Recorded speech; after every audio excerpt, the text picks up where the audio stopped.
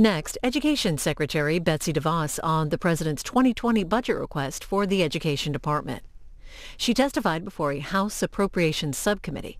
Topics included proposed cuts to education programs, funding for charter schools, and combating sexual assault crimes on college campuses. This hearing is 2 hours and 45 minutes.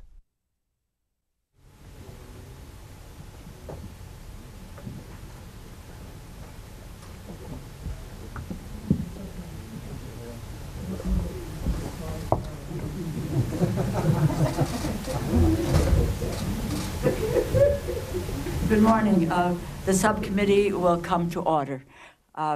Good morning, Madam Secretary, and let me just welcome you to the subcommittee for what is our second budget hearing of the year. And today we are examining the President's proposed budget for 2020 for the Department of Education. You've heard me say this before, so it's not new. I believe that this budget is cruel, and I believe that it is reckless. I believe that it will hurt middle-class, working, low-income families that most need our help. In fact, the proposed budget cuts nearly $9 billion from the Department of Education, including the proposed $2 billion Pell Grant rescission. And meanwhile, it proposes a new $5 billion annual tax scheme, which is unregulated, unaccountable, in an effort to fund private school voucher programs. That would undermine our public schools. It would allow an unaccountability and that use of taxpayers' funds. With provisions like that, I really am left with a very serious question for you. How can you support this budget? I mean that genuinely. You're the Secretary of the Department of Education. How can you support and maybe even take pride or boast about taking 10% or more than 12%, if you do count the Pell rescission, away from teachers and away from students? For me, it is beyond the pale. You should know that education is a top priority for everyone on this subcommittee. And today is our third hearing on programs related to the Department of Education. First, we scrutinized the $1.7 billion the subcommittee provides for loan servicing. We heard examples of servicers putting students on the path to default by misinforming them about their repayment options and the department's failures to hold servicers accountable. We heard from the Office of the Inspector General, who cited in their recent audit report about how the Federal Student Aid, FSA, was asleep at the wheel in its oversight of servicers and even relied on the memories of its own employees for tracking recurring noncompliance with federal law. 61% of all monitoring reports showed evidence of servicer failures. FSA has said that it has or will implement all of the IG's recommendations, and yet FSA has yet to fully implement past recommendations from the Government Accountability Office.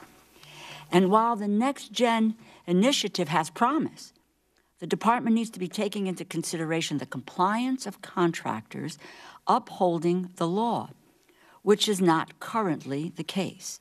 In that regard, I find it alarming that within 3 months of your confirmation, you withdrew the Mitchell and King memos, which would have addressed many of the system's current failures. Second, we held an oversight hearing on predatory for-profit colleges.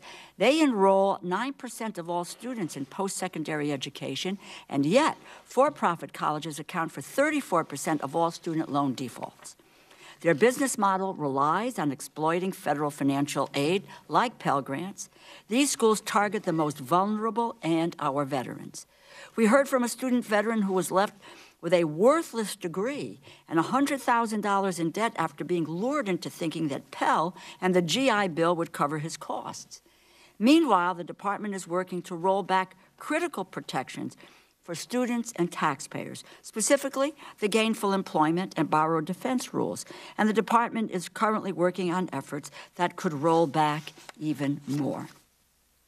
Before we get into the specifics of the Department of Education budget, let me say that the President's budget guiding principle, one that bolsters military spending while sharply cutting funding in education and training, whilst claiming that we simply cannot afford it, is an argument that I wholeheartedly reject, and I am not alone.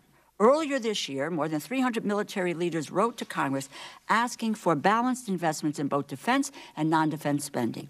They say, and I quote, "Non-defense discretionary programs play a variety of roles in supporting and enhancing our national security by contributing directly to health, education, and development of our youngest generation."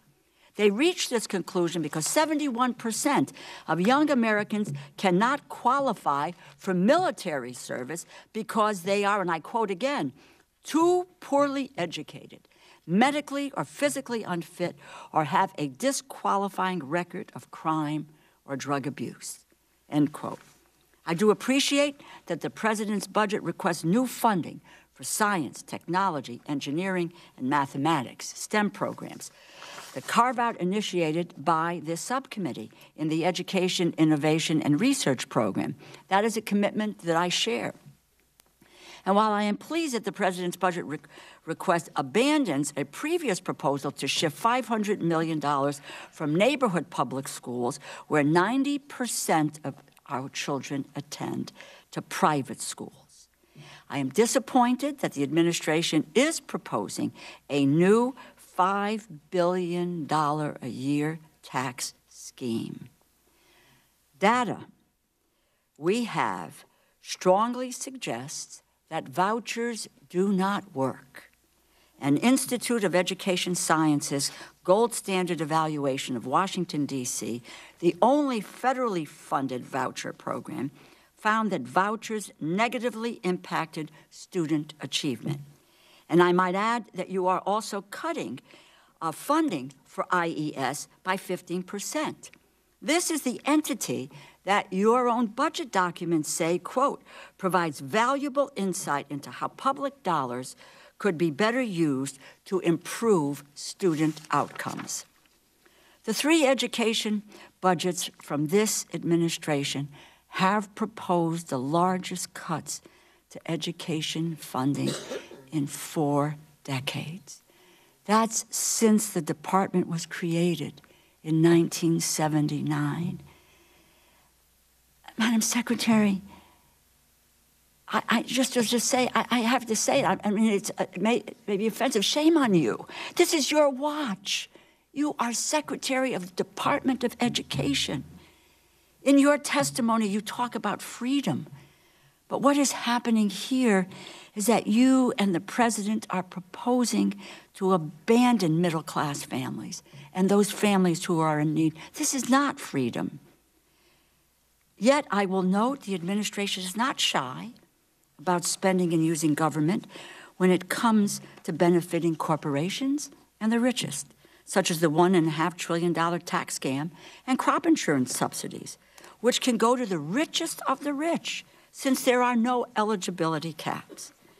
No, the administration only opposes spending when it aids the vulnerable, when it promotes the common good, or when it makes opportunity real for people.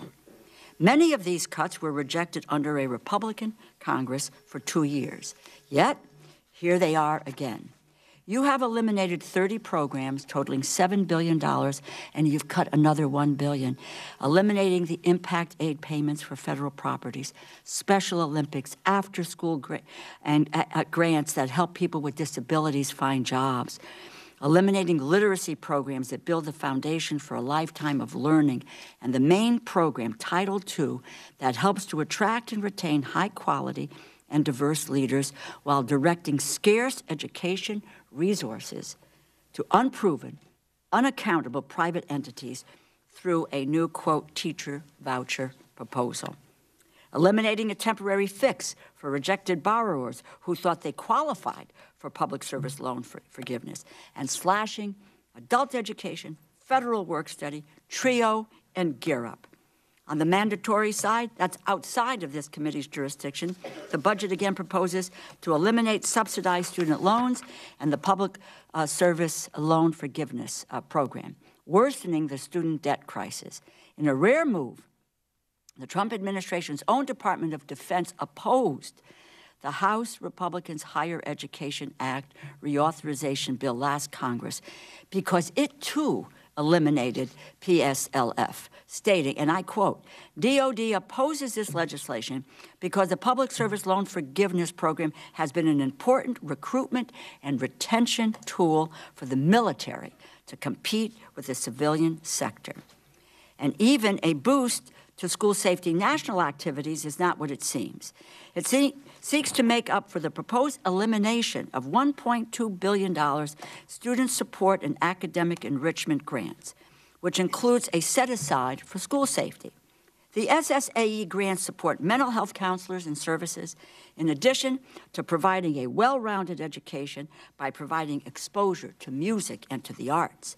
The new proposal, still a poorly designed cut that does nothing to look at the role of guns in school shootings, just like the Federal Commission on School Safety failed to do as well.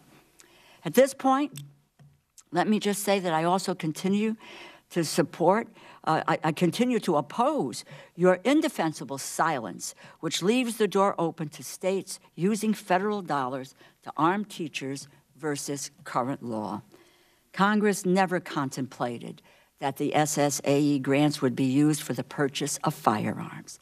In fact, Congress denounced the presence of firearms in schools in the Elementary and Secondary Education Act, Section 41025B, which promotes programs that foster, quote, the creation and the maintenance of a school environment free of weapons. And the Congress reiterated our opposition to taxpayer-funded guns in schools in the Stop School Violence Act in 2018 in the omnibus. It explicitly prohibits program funds from being used for the purchase of firearms or firearms training. I fought hard on this issue in last year's funding bill, advocating that we make clear that Congress never contemplated that such flexibility would allow for the purchase of firearms. My proposal was simple: follow current law. But we could not reach consensus, but I will keep up the fight. This year, we are going to have an opportunity to review charter schools with respect to accountability and effectiveness. The OIG has raised some issues that we must examine, including findings that states mismanaged charter school closures and that the department failed to provide adequate guidance or oversight on the issue. We are an appropriations committee, and we have appropriated serious money, more than $400 million last year alone. We need to conduct oversight. The Trump administration would do well to take a page out of the oath that doctors take. Their first principle, which is do no harm. And yet, this budget inflicts harm. That is why I raise again, I do not understand how you can support this budget and be the Secretary of Education. This budget underfunds education at every turn, from early childhood education, K-12 education, post-secondary education, through workforce training. Even programs you claim to support are simply programs that you spare. Title I, IDEA, these are core programs. They are level funded. That is not sufficient. We have promised, and we owe our students and teachers more. And I'm not alone in the criticism here. Others, National Center for Learning Disabilities, National Association of Federally Impacted Schools, the School Superintendents Association, Council for the Opportunity in Education, Council for Education Funding, and others. I would hope that this would be of real concern to you as well. I look forward to the further discussion of your budget request and the other policy areas that are under your jurisdiction. First, let me turn the not the gavel. No, I'm not going to do that. That's okay. No, not on my watch. Mr. Chair. But first, let me turn to my colleague and my friend, the ranking member from Oklahoma, Congressman Cole. I would thank my friend, the chair, and you know, if you ever want to rethink that offer, that's okay by me. I just want you to know we'd step up and cooperate. But good morning, Madam Secretary. I look forward to hearing your testimony today. As a former educator myself, I understand how important it is for our children to have access to quality education. And as the parent of a teacher who works with kids with special challenges, I understand how important the charge that we've given you is. Without question, education is one of the most important building blocks for success, and access to quality learning directly impacts lifelong development and unlocks each individual's potential. And I commend you for your efforts in this arena, not only as Secretary, but as a selfless advocate for reform in the years before you assumed your current position. I was pleased to see that your budget request continues to prioritize resources to certain populations of children who need additional support. I appreciate the continued investment in these programs, such as for children with special needs and disabilities, for Indian education and rural education, and to support English learners. I was also pleased to see your emphasis on charter schools, school safety, and other initiatives that support innovation, best practices, and school choice. And I continue to be a strong supporter of career and technical education. And I'm proud that my home state of Oklahoma is leading the way in innovative models for delivering cutting-edge skills that can lead to good-paying, rewarding careers for students who do not wish to pursue a four-year liberal arts degree. I thank you for your support of those programs as well. Madam Secretary, your budget again proposes to eliminate, consolidate, or change over 24 programs. Many of those proposals make sense in the context of a reauthorization or consolidation, but I do believe others are somewhat short-sighted. I'm particularly concerned about the proposal to move the successful TRIO program from a competitive grant model to a formula grant to states. I'm also concerned about the proposal to consolidate several minority-serving institutions' funding into a single stream. As you know, these institutions serve distinct populations with different needs, and I'm not certain that such a change makes sense. But I look forward to hearing your discussion of it in the course of your testimony. Finally, I think that it may be time, in our country especially, we need more understanding of civics and our shared history. So I was disappointed as an historian to see the American History and Civics Education line proposed for termination. I know that you were faced with a difficult challenge of making all the pieces fit into a tight budget. So I do understand the need for some program terminations and consolidations.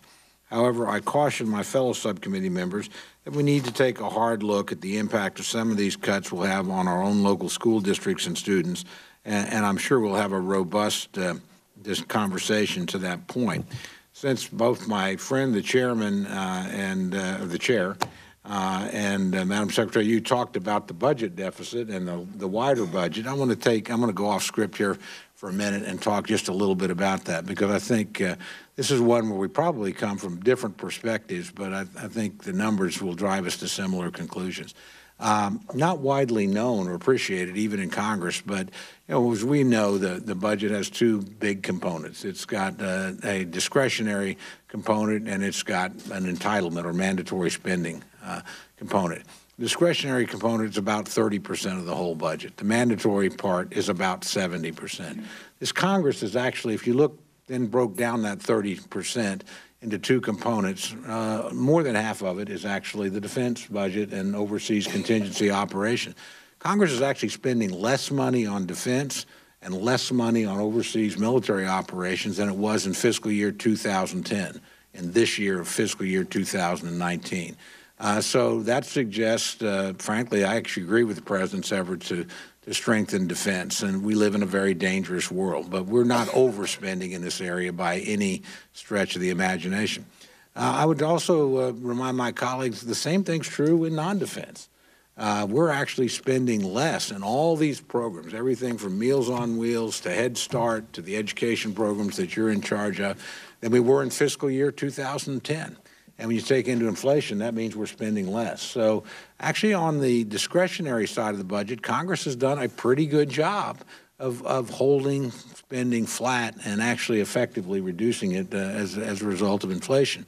So where's the deficit coming from? Well, it's pretty easy. It's coming from the other side of the budget. Fiscal year 2010, we were spending roughly $1.9 trillion in mandatory programs. This year, it'll be close to $2.6 trillion. Then throw in interest on the national debt, you move from about $190 billion to a little bit over 300, I think about $320 billion. So until we get serious about the non-discretionary side of the budget, we're not going to ever have a balanced budget, and we're going to continue to see as the baby boomer generation retires and lives longer than any previous generation, a massive increase in spending on that side of the budget. Now, it gives me no pleasure to say this, but neither the current president nor the last president addressed this. The last person that tried to do anything about it was actually President Bush, who proposed Social Security reform back in 2005, and it was summarily shut down by a less than courageous Congress on both sides of the aisle, I might say. But we're going to have to revisit those kinds of questions if we're going to actually get there.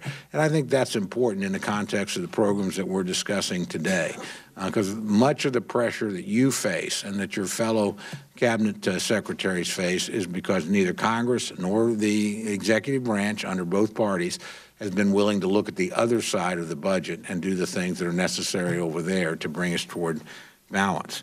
I know that today we'll have a very robust discussion, and we'll come at it from different points of view, and that's okay.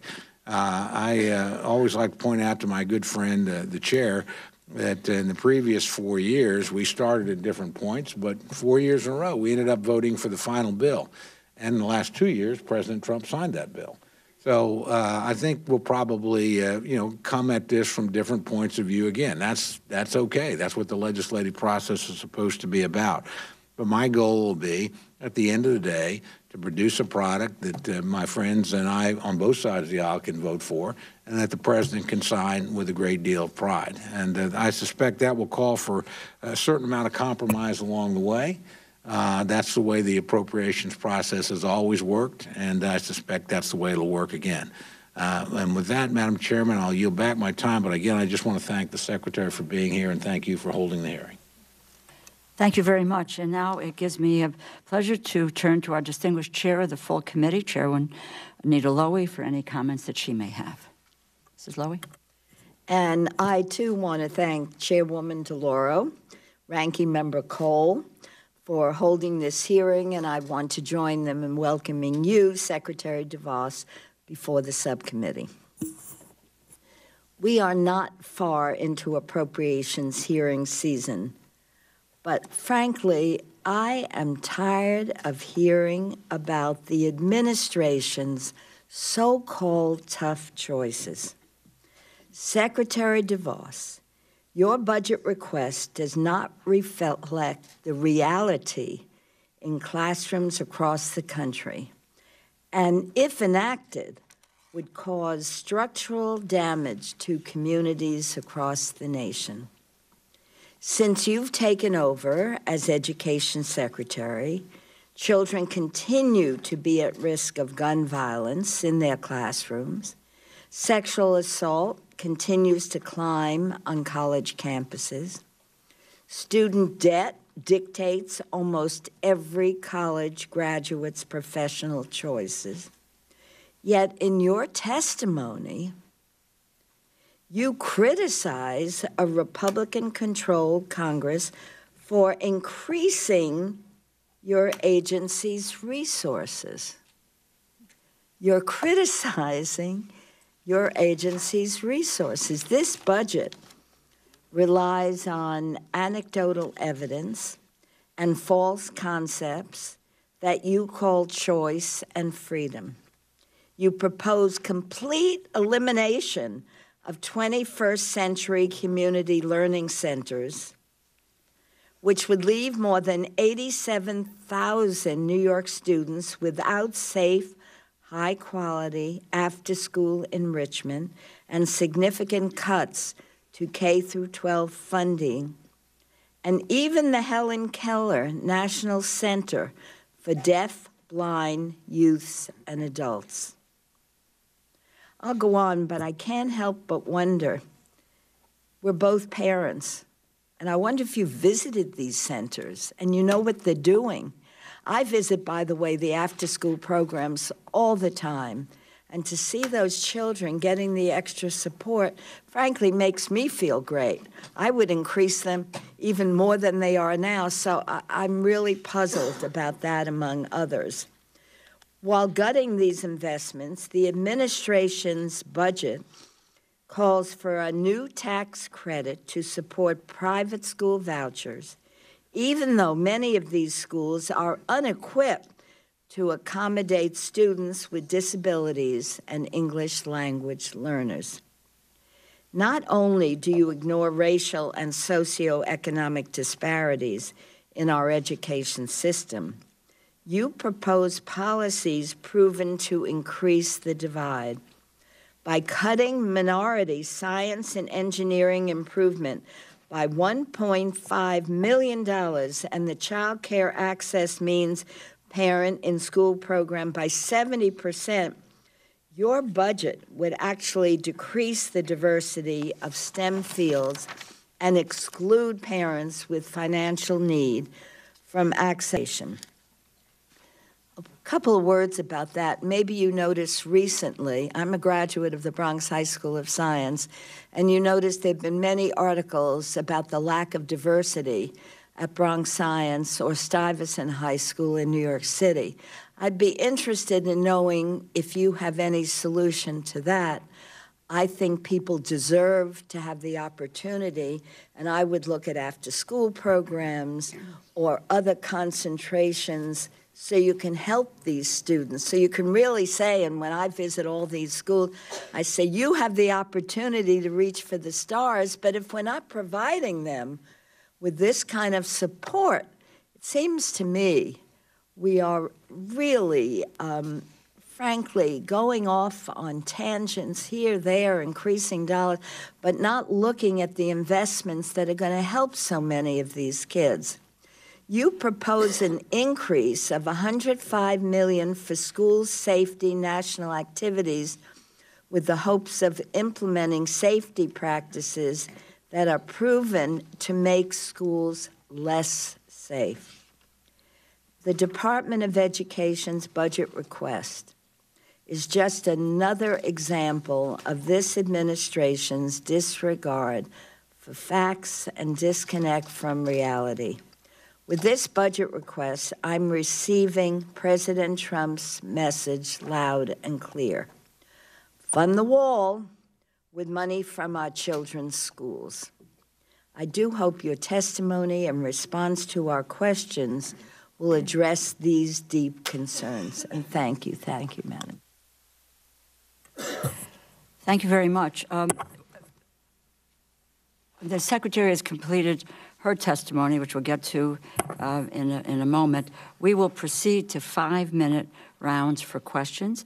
I will recognize members in order of seniority at the time of gaveling in the hearing. And then I will call on members in order of their appearance. Madam Secretary, we will be happy to place your full testimony into the record.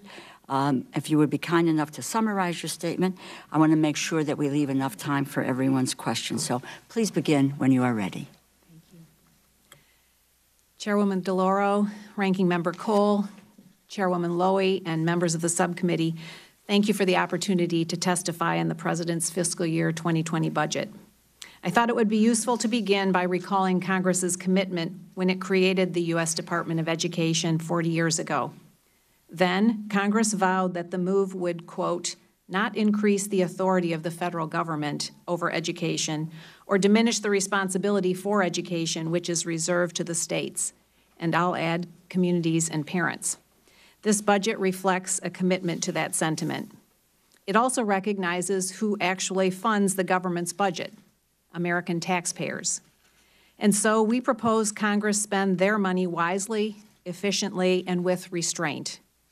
The President's fiscal year 2020 budget would reduce overall funding for department programs by $7.1 billion, which is a 10% decrease from 2019's appropriated level. This reduction is similar to last year's request and the year before that as well. I acknowledge that you rejected those recommendations. I also acknowledge that it's easier to keep spending, to keep saying yes, and to keep saddling tomorrow's generations with today's growing debt. But as it's been said, the government will run out of other people's money. Over the past 40 years, federal taxpayer spending on education has increased about 180%, amounting to over $1.2 trillion cumulatively. And yet we're still 24th in reading, 25th in science, and 40th in math when compared to the rest of the world. Doing the same thing, and more of it, won't bring about new results. I propose a different approach: freedom. This budget focuses on freedom for teachers, freedom for parents, freedom for all students. A great education shouldn't be determined by where you live or by who you know, and it shouldn't be determined by family income. And education shouldn't be an old-school, industrial-age, one-size-fits-all approach. Every student is unique, and everyone learns differently. Every child should be free to learn where and how it works for them, where and how it unlocks their potential. That's why the President's 2020 budget proposes a historic investment in America's students: education freedom scholarships. Our bold proposal will offer a dollar-for-dollar federal income tax credit for voluntary contributions to 501c3 nonprofit organizations that provide scholarships to school students, not school buildings. These students, their families, teachers, schools, states, can choose to participate in the program, or they can elect not to participate. It's a choice. And since the proposal relies entirely on voluntary contributions to nonprofit organizations, it won't take a single dollar from local public school teachers or public school students. Indeed, our budget maintains current levels of funding for Title I and IDEA. Something else: education freedom scholarships aren't only for students who want to attend private schools. In fact, some states may choose to design scholarships for public school options, such as apprenticeships or transportation to a different public school. States have the opportunity to be really imaginative and to serve the unique needs of their students. We don't have to look far to see that education freedom works.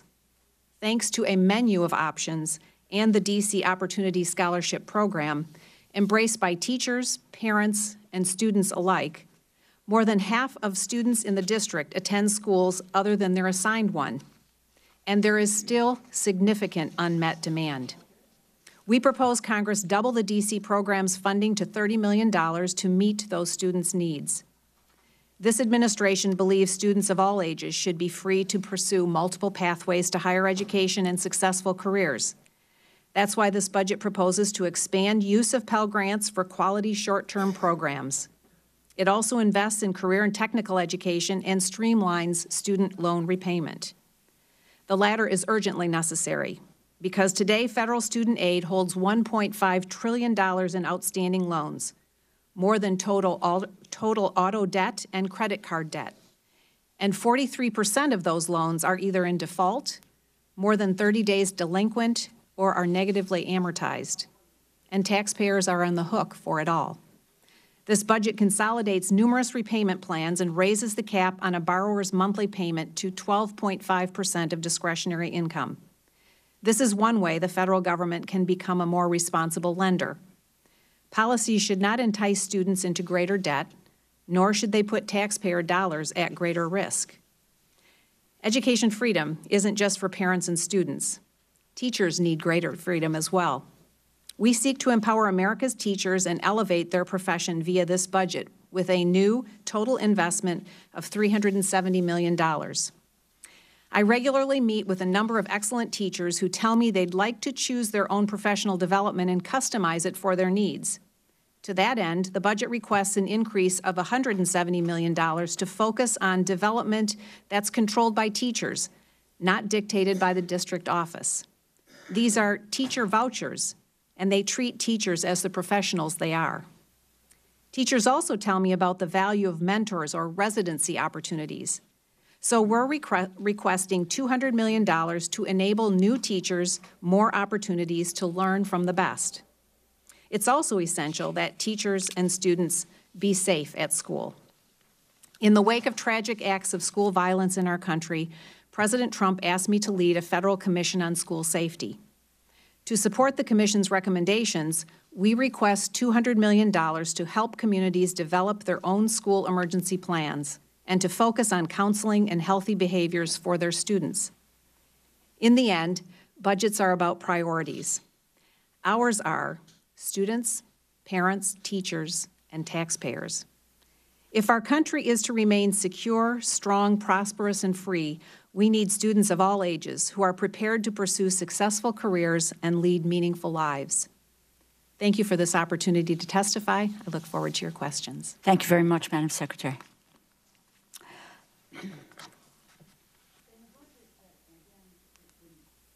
My view full of cruel cuts to education programs, it baffles me that you found room for a $60 million increase to the charter school program, or CSP, especially when you consider recent reports of waste and abuse in that program. Just this morning, Washington Post published reports that up to $1 billion in CSP funding has been wasted on charter schools that never opened or precipitously closed due to mismanagement. In September, the OIG found that the department did not provide effective oversight of processes performed by the states that receive CSP funding when their charter schools close. In response to the IG's findings, the department stated, and I quote, "The fundamental principle for guiding states' implementation of charter schools is to provide charter schools increased levels of autonomy so they may innovate in exchange for increased flexibility in implementing applicable requirements," end quote. In other words, it sounds like you are saying, quote, "This is not our job." Can you explain how you think stopping known waste, fraud, and abuse in the charter school program is not the department's job? Why cannot states both follow federal laws and promote innovation when it comes to charter schools? Chairwoman, we're very aware of the issues that this report raised, and it actually covers practices that long predate this administration. The fact Congress took action to address these concerns, and it was prior to the reauthorization of ESEA. We are very keen to ensure that the concerns raised are addressed, and we are also looking to this body for more flexibility for charters to be able to authorize the schools that are working for Madam Secretary, it would appear to me that based on this report and other reports that the charter schools have enormous flexibility. And there seems to be no one who is overseeing how that flexibility translates into the use of federal dollars. You are also now proposing this increase of $60 million. We're looking at $500 million for entities that they're just going their way. Let's be flexible. Let's let them do what they want. They don't open, they close, no one concerns about any of the students as well. That's irresponsible in terms of your job with regard to oversight. And as it has to do with federal taxpayers' dollars, that is the charge of this subcommittee, to make sure that those monies are being monitored and that you are accountable and not asleep at the wheel for what is happening with charter schools in this country. We've spent a lot of time and money in this effort. Let me also talk to you about a K-12 education office. Children, families, count on your support to deal with the ESSA. I am disappointed to hear reports about your mismanagement of the Office of Elementary and Secondary Education.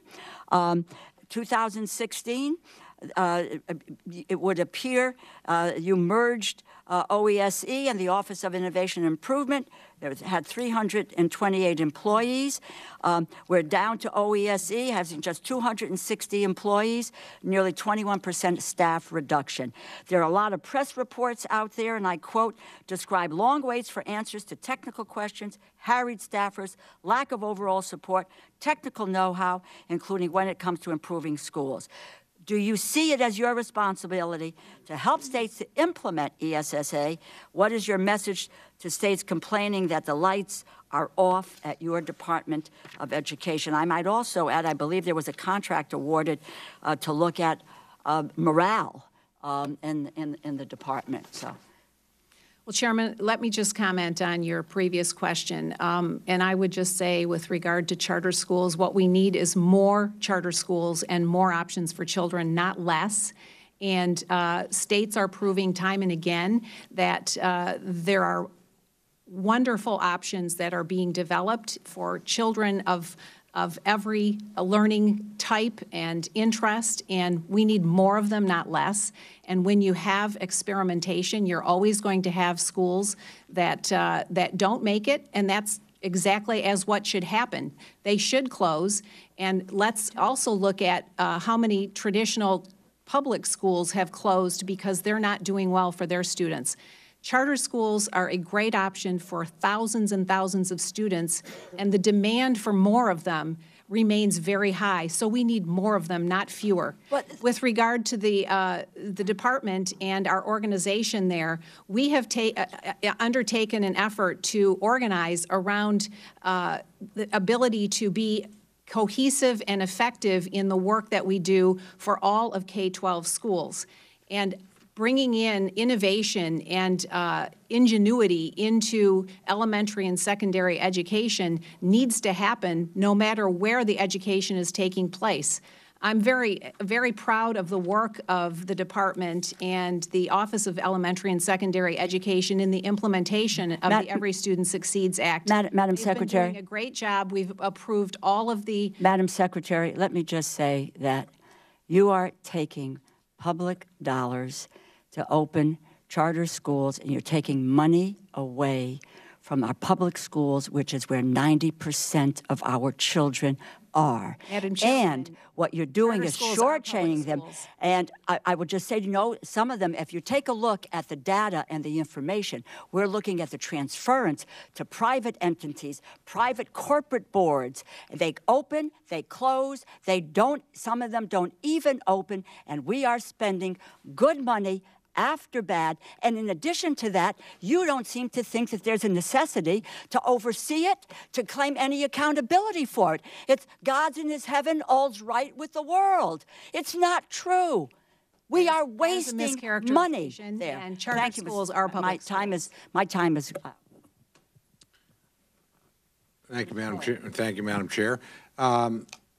If we may, I actually want to pick up on that because I want to ask you a little bit more about it. I'm a big supporter of charter schools, and we've had, working with your office, frankly, substantial increases. So if you would, why don't you report on some of the successes that you've had in this area? Well, thank you, Chairman, or Ranking Member Cole. Thank you for the question to elaborate a little bit more on the value of charter schools to students today. We are seeing across the country, I think with the exception of 4 states, charter schools have been able to grow up in 46 out of the 50 states. And for students, it has been a wonderful alternative. We know that there are tens of thousands, if not hundreds of thousands of students who want to have an alternative to their assigned public school, and charter schools often provide that opportunity. I have visited all types of schools. And it doesn't really matter how a school is organized to me. What matters is whether the students going to that school find the right fit for themselves and are able to pursue their learning and education in a way that really draws the best out of them. We need to continue to build on that, and that's why this budget proposes an expansion in the commitment of funding to charter schools to continue to support high-quality options for students. Every state has high accountability provisions, varying accountability provisions for their charter schools, and do a good job, I think, of overseeing them at that level. We also do at the Department of Education, but the most important point of accountability are the parents who've chosen to send their child to whatever that charter school is. And we're going to continue to see great results from students who are able to pursue their education in those settings. Well, I appreciate your work in this regard. I too visit schools pretty frequently, public and charter. I've got great public schools. I've got some great charter schools. And I think you're right about the allowing parents to choose the best path and children to choose to participate in that decision. Let me ask you, one of the things I was very pleased with in the budget was your proposals in career and technical education. Both, I hear more from employers in my district about the need for folks with skills, and frankly, I meet so many children and young people that this is the way they want to go as opposed to traditional four-year college education. So 2 areas I'd asked you to elaborate on that you proposed. The first is your $20 million STEM competition proposal and how you see that incentivizing and building into career and technical. And second, this idea of using Pell grants for shorter-term credentialed programs. How would that work? That's actually something I've always been supportive of, but never found a way to finance because I think the demand would be just tremendous. But I'm interested in your proposals in both those areas. Well, thanks for those questions. Yes, this administration is a huge proponent of supporting alternative pathways to higher education, and career and technical education is a very important piece of that equation, and in fact is an expanding area, I think. I think one of the major hurdles is for us to perceptually, and I say us, speaking as a parent, parents often don't view career and technical opportunities as valid as because for decades we've been told only four-year college and university is the path to success. Well, we've got to get beyond that because today we have over 7 million jobs going unfilled that require education beyond high school but not necessarily a four-year degree.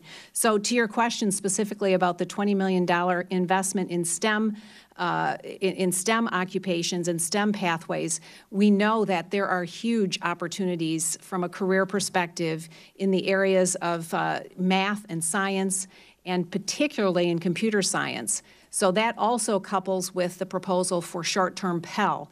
Short-term Pell would allow for high-quality certificate and certification programs to be accessed where today students with receiving Pell grants cannot access them. And one of the question around funding for them, I think there's a little bit of presumption going on with the math that this would be an additive program. I suspect there are a great many Pell grant eligible students who would opt to take one of these short-term Pell opportunities in lieu of perhaps a longer-term, more traditional route. And so I think we would see a trade-off for many of those options. And I think we need to take that step, I would argue, because there are so many great opportunities for short-term. Again, I want to work with you, and I'm out of time, so we'll pursue this another time. But I would be very interested as you go forward, any information you have back on the specifics, or you're going to limit it to certain skill sets or whatever. But again, I think it's a great idea, great place to start. Thank you, Madam Chair. Yield back. On this report, U.S. government wasted up to $1 billion on charter schools and still fails to adequately monitor grants. Now yield to the gentlelady from New York, Mrs. Lowy. Madam Secretary, your agency recently conducted a report on 21st century community learning centers that concluded half of the students who participated in these after-school activities improved their math and reading grades. More than 68% improved their homework and class participation, and 3 out of 5 improved their classroom behavior. Last year, much to my surprise, you proposed the elimination of these after-school programs. Congress, under a Republican majority, not only rejected the administration's cuts last year, but increased after-school investments by $10 million. This year, I'm puzzled, you're trying to cut it again, completely ignoring the strong evidence that parents support this program and, in fact, want more of it. Could you tell me, why does your budget yet again prioritize cutting this very important program and very popular program, while your own study proves it's successful and Congress has demonstrated its strong bipartisan support for it? Well, thank you, Chairwoman, for that question. Actually, the data that we have shows very differently, and the funds coming from the federal level do not really show significant impact on the students that it's meant to serve. The dollars flowing out of the federal program are not getting to programs that are working really well on behalf of the students, and there's not great participation rates. In fact, data from 2017 suggests that only 25% of elementary school program participants improved in their reading, and only 19% of middle and high school students improved and made gains in math. The proposal in the budget is we had to make difficult decisions in the budget in our proposals, and remember, they're just proposals to you. But in doing so, we have really focused in on the things that we know are really yielding results and are getting to the students that are most vulnerable and need it most. So our proposal to eliminate 21st century learning funding doesn't speak to the program itself as much as it does to priorities, and also to the fact that the funding that we have been required to make through this 21st century federal level programming does not show the results for the students. Perhaps some of the state and local community level support does, and there's lots of philanthropic support around after-school programs, but the funding from the Department of Education has not shown to be as effective. Well, I'm not going to get into a debate with you now. I'm glad that you said this is just a proposal, because you could be sure that many of us who serve on this committee and visit these local programs understand how effective and how important they are. So I wish you'd give some more thought to them, and I wonder if you have visited many of them. I've been a supporter of these for a long time, and they're really life-saving for many of these kids in the communities. Another important, in fact, for me, it's been essential in many of our schools. Your budget proposes to roll back significant progress we've made in this subcommittee on a bipartisan basis to increase investments in child care access means parents and schools. It's called C-Campus Initiative. The only federal program that supports child care access on campus for low-income parents working towards a higher education. A year ago today, the President advisor, Ivanka Trump, tweeted out her support for the C-Campus program. Now, I'm not saying that Ivanka Trump is an expert in this, but her father seems to respond favorably to her opinions. Would you say that her tweet on this program signaled the administration's support for C-Campus?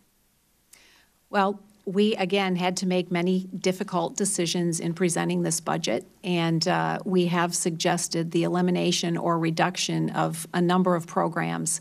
And we have continued to stay focused on the ones that are really serving the most vulnerable students. Title I funding has been held even. IDEA funding held even. English language learner funding held even. And those are funds that can be used also for children that we're talking about, not in the same way, granted, but definitely flexibility in how these funds are used. And again, we've made choices in this budget and are presenting our proposals to you for consideration. Well, I have two other questions about this, if I may ask them just quickly. But maybe that's why you shouldn't be proposing a cut in your overall budget, because I wonder if you've seen these programs and see how critical they are to many of our communities. And I wonder, has the Department of Education studied the impact these cuts would have on the 5,000 parents who would lose access to on-campus child care? and I'd like to see the data to predict how this elimination would impact degree completion. My time is up, but I would hope you can respond to me. I've been to these schools. I've worked with these schools. I see the impact. I see the impact on the parents and on their kids, and this is such an valuable program. I know we're going to reconsider it, and I would hope you would educate yourself about this program as well. Thank you, Madam Chair. Congressman Molinar. Thank you, Madam Chair. Secretary DeVos, thank you for being here with us and appreciated your overview and the work you're doing. A few things I wanted to just comment on. One is you've done a great service today by clarifying that charter schools are public schools. In Michigan law, we call them public school academies. I was a former charter school administrator, and I think one of the biggest misconceptions is that somehow charter schools are not public schools, and I thank you for doing that today. It's something that I've seen tremendous things in Michigan. It's part of Detroit's comeback, some of the charter schools there that are giving parents and their families opportunities in an area where they aren't being served. And so I appreciate your advocacy. I wondered if you would speak a bit more about some of the proposals you have on expanding options for school choice for families. And also, if you would, explain to us who benefits from that. What's the type of student, who really benefits from that? Well, thank you, Congressman. Appreciate that question very much. The main proposal that this administration is advancing is called Education Freedom Scholarships, and it would create a federal tax credit that capped at $5 billion annually that states could elect to participate in or not. If they did elect to participate, they would create programs or augment programs that they already have existing in their state and would give access to families as they decide. So most programs today are that in states are means tested, and most students that today are benefiting from school choice education freedom programs are students that are vulnerable, that have been stuck in schools that aren't working for them. Their families can't move somewhere else like so many others can. They cannot buy a home in the suburbs where a good school is. And so it gives these children opportunities that they haven't had before. And the beauty with the Education Freedom Scholarships proposal and initiative is contributions to it are voluntary. Nobody's coercing anyone to give. Nobody's coercing any state to participate, and nobody's coercing any family to participate in the programs that the states create. What it will do is give a lot of children, hundreds of thousands of children across the country, the opportunity to find an education fit that's going to be right for them. And you know, one of the concerns that was raised earlier is you know, school violence, you know, threats to student safety, student achievement. I mean, if you're a parent in an area where you don't have a school district that you feel your children are safe or they aren't meeting the needs academically, I would think that this would be a big positive for them.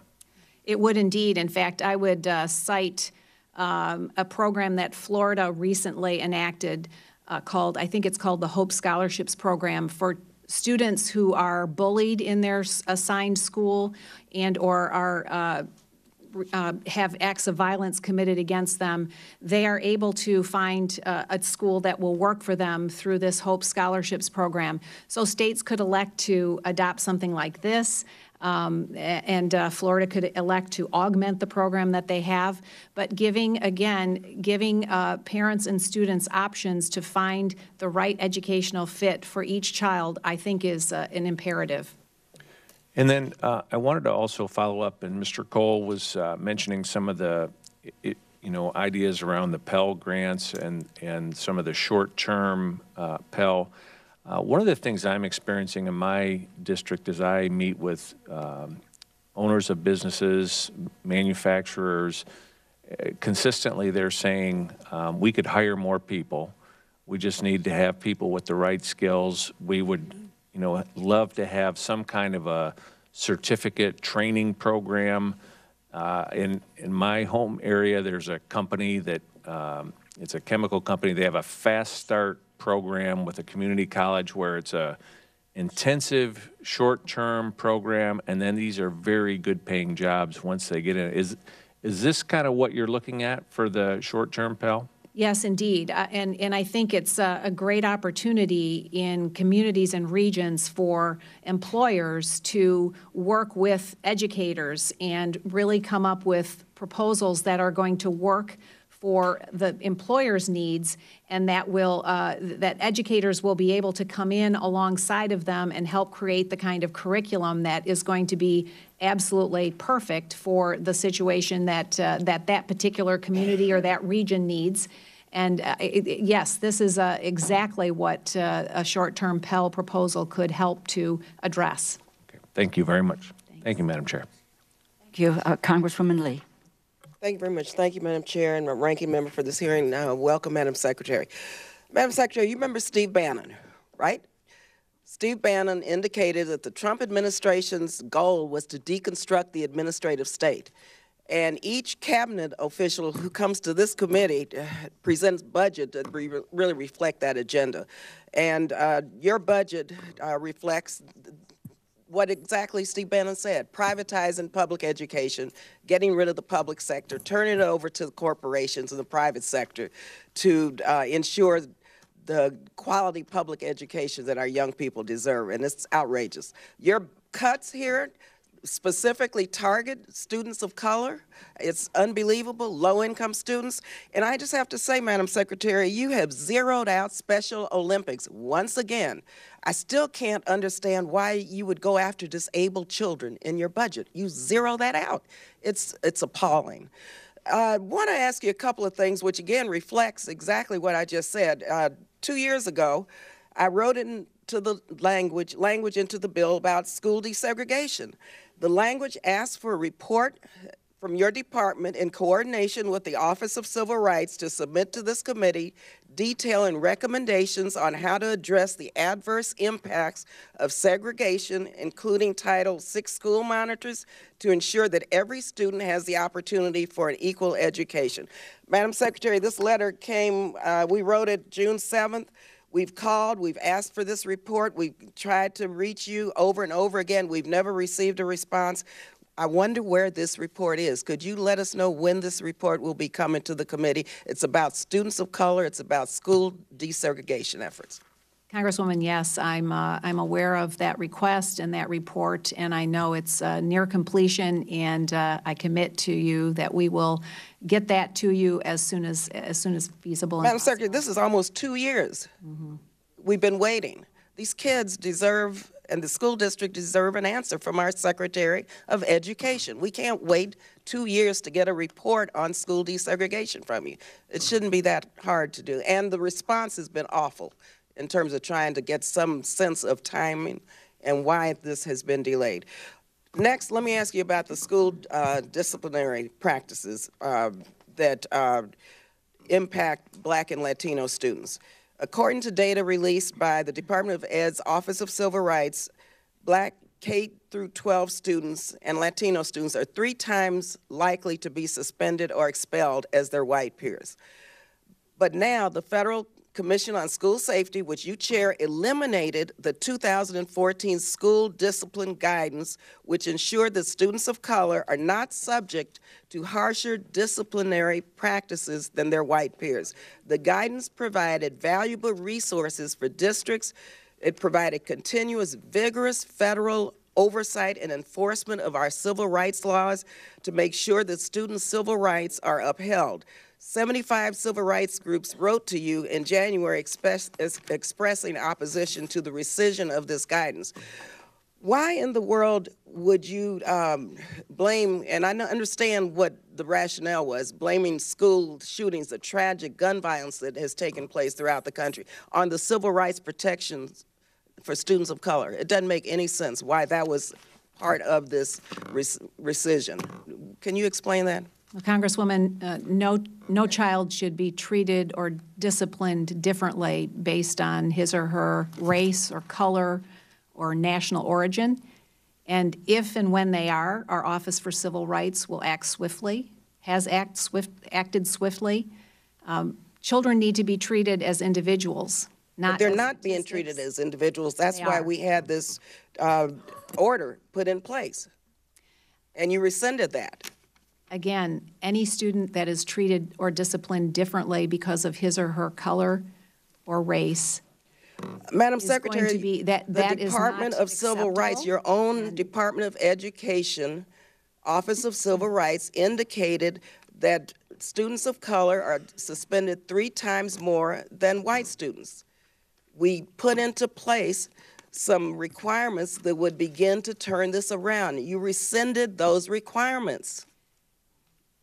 So what Again, message does this send to school districts? No student should be treated or disciplined differently But based Madam on Secretary, their they race. are treated differently. They are treated disciplined No, differently. if they are, it's discrimination. Well, then The why Office in the for world Civil would you Rights and the Office for rescind Civil Rights, the orders that would correct for this? the letter amounted to quotas. Children are individuals. They're Madam not Secretary, a statistic. this didn't involve quotas. This gave direction on how to correct this horrible problem that we have throughout the country. You go to any community of color where you have schools that are trying to, with minimal resources, provide the best education they can, and you will see what is taking place. So this did not amount to quotas. This amounted to providing those tools and guidance to make sure that students' civil rights are protected. And you rescinded that. Every community needs to be able to handle their classrooms and discipline in the way that works for them. And if Madam Secretary, thank God we had Brown versus Board of Education. The federal government gave us a chance to go to public schools. We needed the federal government to provide that oversight for civil rights protections.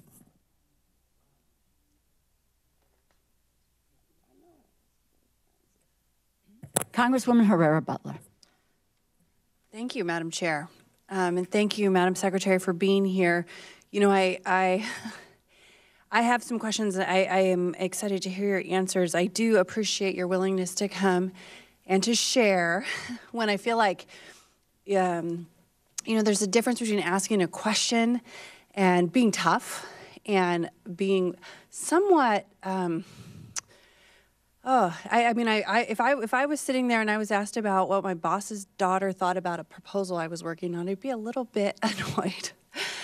If I was being asked, how could you possibly be the Secretary of Education by, and then there's a long list. I just feel like I appreciate your willingness to do the job, even though you're being undermined as you sit there in many different instances. Again, vigorous disagreement. I think Chairman Cole shared that he had some disagreements, and I would share some of the disagreements, you know, with my friends on the other side of the aisle, but it's all how you do it, I think. So I appreciate your willingness very much. First piece I wanted to ask about has to do with mental health. Teachers in my area, Southwest Washington, have shared with me that they see mental health, the crisis of mental health, impacting individual students, classrooms, and communities as a whole. And this cuts across wealthy classrooms, you know, urban districts, rural districts, poor and impoverished districts. I mean, this is no respecter of persons, so to speak. And we're seeing a critical need, really, to provide mental and behavioral health support. And I say we, the community, I mean all of us. This is the whole nation here. But as in your role, does the department have any emphasis on supporting schools and providing this support? Thanks for that question, Congresswoman. Yes, so the School Safety Commission made a number of recommendations, and among them that were specific to the Department of Education really had to do with improving the school climate, social and emotional learning, mental health issues, and one of the proposals in our budget is a new $100 million school safety state grant program that could be used by states and by communities to implement a mental health program that is appropriate for their school, for their community. And we know that this is an issue that is not unique to any one type of community. And we know that the climate of a school is so, so important. And having visited many schools in the past couple of years, you know when you enter the school if they're being intentional about creating a positive school climate. And we think that this is one important way that we can help states really help their local communities meet specific needs specific to their communities. Thank you. Because I imagine it's going to look differently, a solution. I think about some of my different schools, small, rural, more urban, increasingly suburban. The solutions might look a little different. Seclusion and restraint. I was just reading an article in my area where there are parents talking about having their 6-year-old held down by the neck while the classroom's cleared, and that was the school solution to dealing with some of the behavioral issues. And I know the department announced an initiative on this, particularly when it comes to providing care, education, safety for children with disabilities. Can you tell me a little bit about the initiative? Yeah.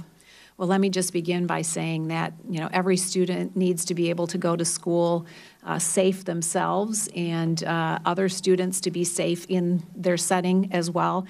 And we have initiated an effort to really help school communities know and understand the law with regard to seclusion and restraint, and then to help ensure that they have the tools necessary to be able to carry out the law in a fashion that is in line with what the intent of it is. And we've also launched an investigation, and this is a joint effort between our Office for Civil Rights and our Office of Special Education, and it is to go and look at some areas where the numbers that have been reported just seem a little bit out of line for some reason, and to really go and understand whether these are accurate reports, and if not, to help them know and understand, again, what their obligations are. We think that this is a really important initiative that we've undertaken without having some kind of a mandate being told to do so. I appreciate that, and I yield back. Thank you. Congressman Pocan. Great. Thank you, Madam Chairman and our committee chairman. Thank you for being here. Thank you so much, Secretary, for being here today. I'd like to try to get to 3 or 4 areas, so if we can be concise, I'd really appreciate it. I do want to follow up on something Ms. Lee asked. When she asked about suspensions, you repeated a few times race, religion, national origin. I noticed you never mentioned sexual orientation or gender identity. Do you think it's all right for a school to discriminate based on someone's sexual orientation or gender identity?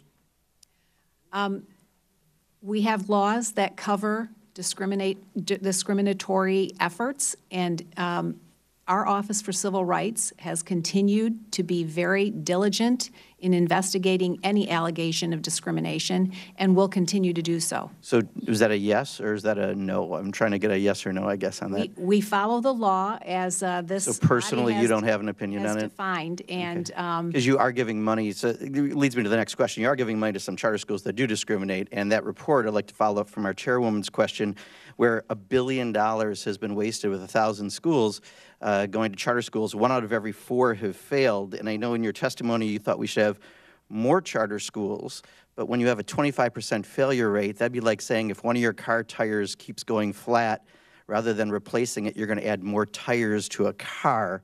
I don't know if that makes a lot of sense, but my question would be, what are you doing specifically to get that $1 billion back for taxpayers?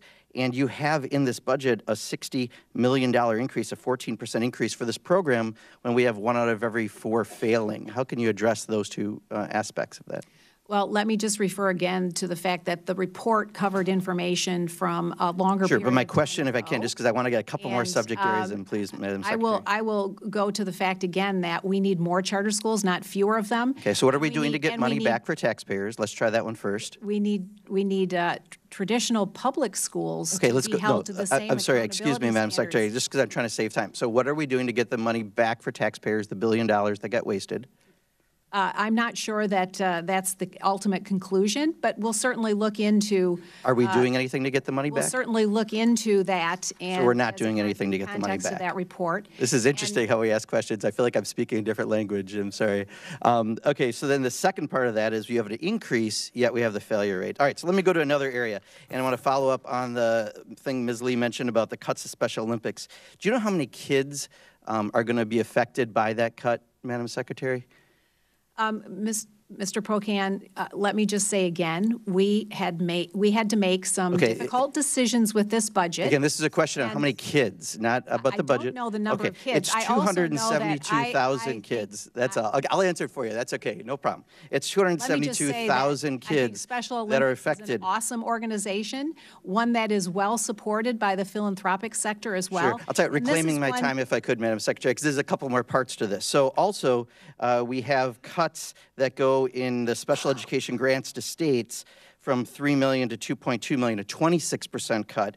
And then also in this budget, you have a $7.5 million cut to the National Technical Institute for the Blind, a $13 million cut for Gallaudet University, a $5 million cut for federal program for print books for blind students.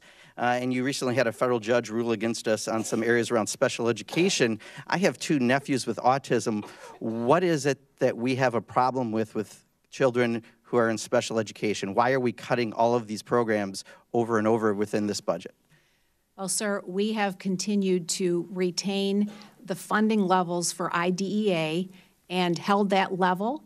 So in the context of I'm sorry, I don't think I brought up IDEA. I believe I brought up Special Olympics, special education grants to states, the National Technical Institute for the Blind, Gallaudet University, federal program for printing books. So if you could address those, that's the question. I would really appreciate it. I will address the broader question around or if you could actually address the question I asked. That's even a better way to answer a question. Supporting students with special needs, we have continued to hold that funding level, that funding at a level amount, and in the context of a budget proposal that is a 10% reduction. All right, I'll reclaim my time. I'll reclaim my time. You're not going to answer the question. Let me try one last one. Maybe I'll get it. Maybe I'll do better than charter schools if I get this one covered by you. You've got a cut to the department that's a 12% agency cut, but you have a 15.6% increase in your executive salary appropriation. How can you justify that? So the department funding includes a building modernization piece. Yeah, I didn't ask about buildings. Well, it's all part of that. It's all part of that budget. So you're okay with a 12% agency cut in light of a 15.6% increase in executive salary, and by the way, I know it doesn't come out of this budget, but $7 million security expense in the last year. So we are also funding the Next Gen initiative through federal student aid, which requires a lot of investment now to save in the longer term. Same thing for the building modernization piece. We are in the process of shrinking down the footprint here from 3 buildings to 2, and all of that, the expenditures they come up front so that the savings can be realized in the longer term. Yeah, Madam Chairwoman, I'm sorry I wasn't more clear in my questions. Thank you. Thank you. Congressman Harris. Thank you very much. And good to see you again, Madam Secretary. Let me just, and again, I've kind of asked the secretaries when they come before here to explain the President's budget. Now, you have to work within the current statute, right? And the current statute, we have to revert to the old caps. Is that correct? That is my understanding. Congressman, yes, that's my understanding. Yeah, Congress hasn't raised the cap. So actually, why anyone up here on this side of this, this wall here would think that the blame is not on us for not having given you the money to spend more. I mean, the bottom line is Congress is failing again. I mean, that's the bottom line. Look, I trust states and localities on education. Look, there's a basic philosophy that, and look, we're people, again, on this side of the wall, some of us are going to agree to disagree, that some people think the federal government knows best how to educate people in Somerset County. I have one of the 2 poorest counties in the state, and I like to think that my Board of Education and my local county and my state knows how to educate those students, and someone up here, hate to say it, You're part of the federal government, but I hate to say it, I don't think the federal government knows best how to educate those students. So I agree with you. The turning over more things to the states, I think, is good. I also think that freedom is an American principle. I think freedom and choice are principles, and I think that charter schools embody that principle to a large extent. So I think that was a great idea to highlight charter schools in your budget, and especially the state facilities incentive grants, because it always bothered me. I used to sit on the Education Committee in the state Senate in Maryland. It used to bother me that we'd talk about charter schools, and they would say, we'll give you money for the education, but we're not going to give you any money for a facility. Well, it's kind of hard to educate without a facility, but I guess that's the way the education establishment discourages charter schools. That's the way they do it, and good for you to point that out.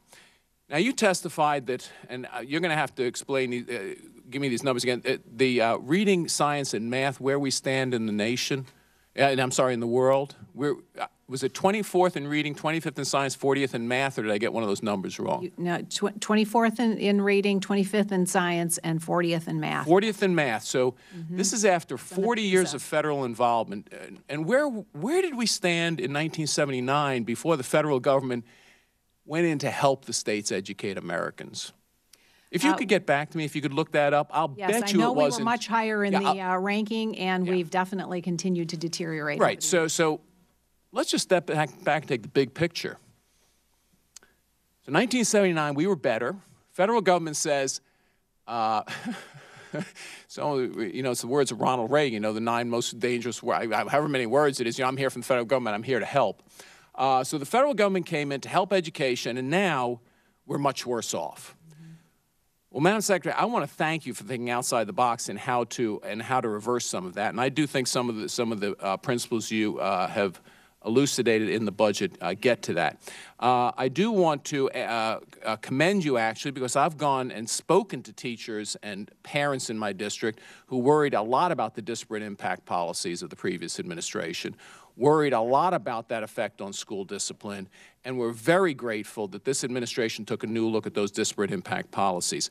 But I'd like you to expand a little bit, because I do think that one thing the federal government can do is expand the ability of states to be forward-thinking in how they provide alternative education for parents and students who choose not to be in a conventional public school, and explain the new approach you're going to take to encourage states to have these foundations that fund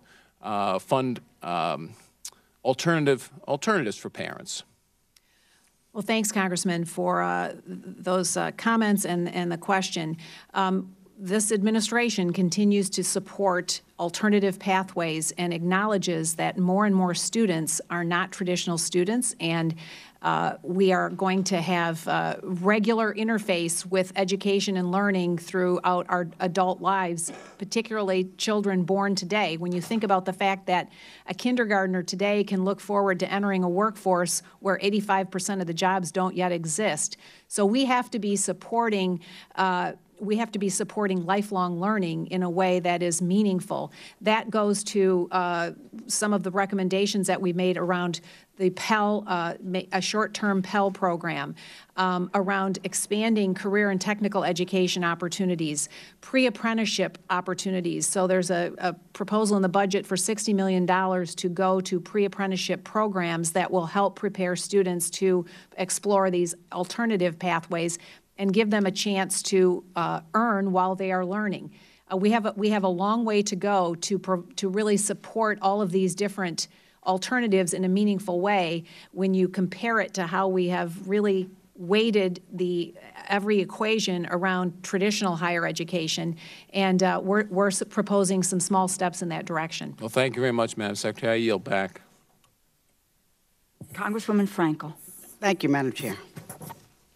And thank you, Madam Secretary. You have a very nice disposition, even though I don't agree with some of these budget cuts. But thank you so much for being here. I'm going to try to find some things we can agree about, okay? So let me just start. I want to talk about sexual assault on college campuses. The Department of Justice and CDC has repeatedly documented that roughly 20 to 25% of women have been sexually assaulted, most commonly by men, and I think also men at maybe about a 16% rate or something smaller than that. but that women of college age are at the highest risk. So first of all, I want to ask you this. I'm assuming that you agree that Title IX schools are required to respond to acts of sexual violence that impact students' access to education. Would you agree with that? I would, Congresswoman, but let me just say that I've said before, and I want to emphasize again, that one act of sexual violence is one too many, and one student that does not have due process is one too many. Okay, well, you know that we are. Let me just, if you could, just to reclaim my time, and we have time, you could talk about the perpetrators and so forth. But do you agree that in practice many schools are failing to protect victims or hold perpetrators accountable?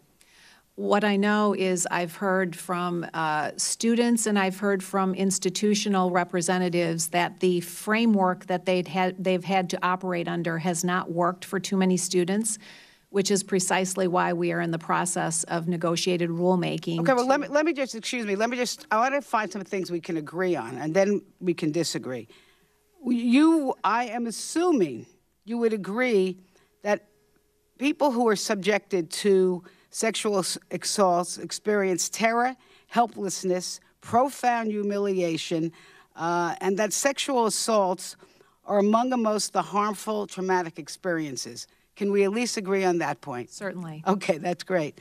And I think we can all agree that the response of the survivors' community is very important for their recovery. We could agree with that. All right, that's good. Okay, see, I know we're on a good path here. And I think we would also agree that authority figures in schools are in a position of great social authority to help a recovery. All right, we're doing well. Now, so I want to assume for a moment that this is a classroom and that we are meeting on a regular basis. All right, just take a look around. You saw the people who are here. So let's assume, I'm not going to pick any person out, that one of the people in here, could be a man or a woman, has been sexually assaulted by another one that's in the room. This is a classroom. Would you agree that a victim of sexual assault should not be required to sit in a classroom with a perpetrator day after day? Can't we agree with that? I would agree with that, but let me just say. No, let's keep going. I appreciate. No, wait a minute. And respect your desire to go down this path. I'm reclaiming my time to ask the next question because we're doing well. I mean, come on, we're agreeing. All right. Now, here's my next question. If let's say, I'll say a woman or a man is sexually assaulted at a fraternity house, should that, by another classmate, should the victim be required to sit in the classroom with the perpetrator of the sexual assault? Congresswoman, I appreciate and respect your desire to continue down this path of questioning, but you know that we are in the middle of the rulemaking on this issue. Could you just answer my question? No, it would be inappropriate for me to continue to comment and answer the questions in the way that you're posing. But here's what I think. Inappropriate. I'm sorry. I think you agree with me that an assailant shouldn't be allowed to sit next to a victim. And so since I'm running out of time, I guess I have to get to my final question, which maybe we don't agree on. But you have proposed changes that if a student is sexually assaulted by a classmate an off-campus frat, the school is not going to be liable to investigate. And I don't really understand that. If the frat is on the campus or the frat is across the street, it seems to me that the potential harm to the victim is the same. And what that means is, for that victim, all that trauma, all that humiliation, is the likelihood that that victim may not go to class, may drop out of school, And it seems to me the university or the college will be subjecting themselves to a violation of Title IX. Think about it. Thank you. You're welcome. I yield back. Congresswoman Bustos. Thank you, Madam Chair, and thank you, Secretary DeVos, for joining us today. What I'd like to talk about is the borrower defense rule, if we could, please. After losing your latest court battle to implement the borrower's defense rule, your department issued guidance that no school could force a student into mandatory arbitration over a dispute involving federal student loans. I think that's good. Yet your guidance stresses that schools could continue to use mandatory arbitration as long as the dispute did not involve a federal student loan. Is that correct? I think that's correct. These enrollment contracts where schools hide these mandatory arbitration clauses in fine print, which is standard, students have to enter these contracts in order to attend school. They don't have a choice. So I'm wondering, Madam Secretary, why you would continue to encourage schools to take away students' rights as a condition of going to school. Well, Congresswoman, let me just speak broadly on the question and the issue. We did not agree with the Obama administration's approach to this. I'm certainly very aware of the court decision, and we are in the process of implementing that, while at the same time we're continuing to work on revising the rules so that it is one that we think is more fair to both students and taxpayers, ultimately. Our partial relief formula is meant to be respectful of taxpayers. There is no student that should be able to make a claim for borrower defense if they have not truly been defrauded or if they are gainfully employed. And so we're going to continue to work on this rule and implement as per the judge's orders. So I'm wondering if you can talk about what efforts your department is taking to ensure that schools not including arbitration clauses related to the student loans as part of their enrollment. If you can, is your staff monitoring compliance?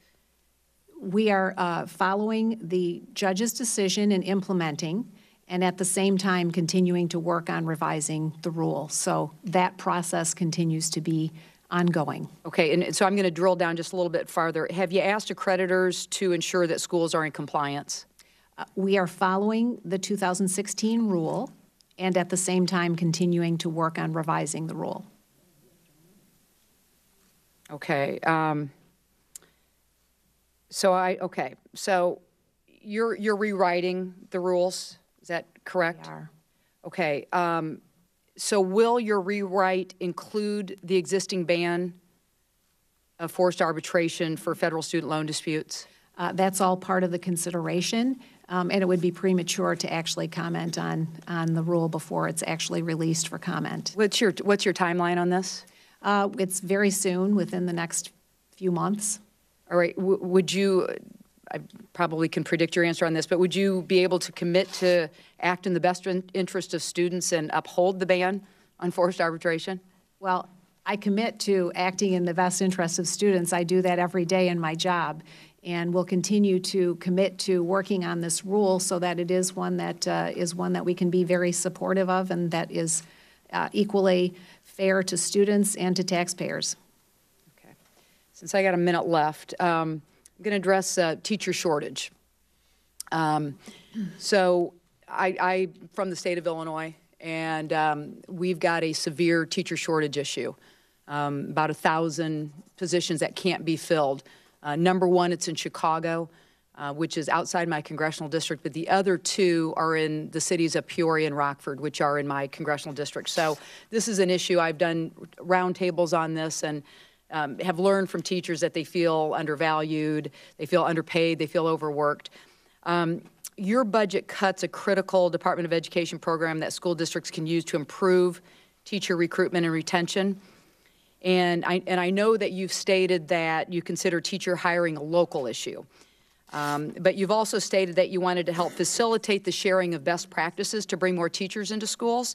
And I'm wondering if you can elaborate on some of the best practices and share your next steps to help the states and districts with teacher shortages.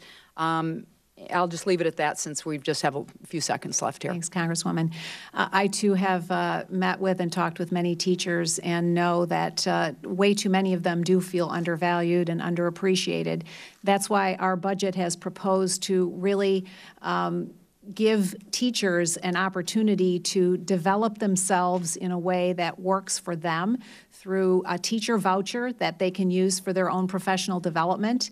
One of the things I've heard consistently is that they have been basically told what development to take, when and where, whether it's relevant to their particular subject area or their particular development need. And so we think that this is a really good way to begin to get at that and to show the kind of honor and respect that they should have and to elevate their profession. We also think that through the investment in mentorship and residency opportunities, that teachers will, really great teachers will find a way to continue to develop their own career path and not have to leave the classroom, as too many of them have to do today, in order to continue to develop their own career path. They go into administration, and then they're no longer in the classroom. And it doesn't need to be an either-or like that. It can be a both-and. They can continue to be in the classroom and develop a career path if they have the opportunity to teach, as teachers, to teach the teachers. And the mentorship and residency program will allow that kind of opportunity to develop well. I'll yield back. Thank you. Congresswoman Watson-Coleman.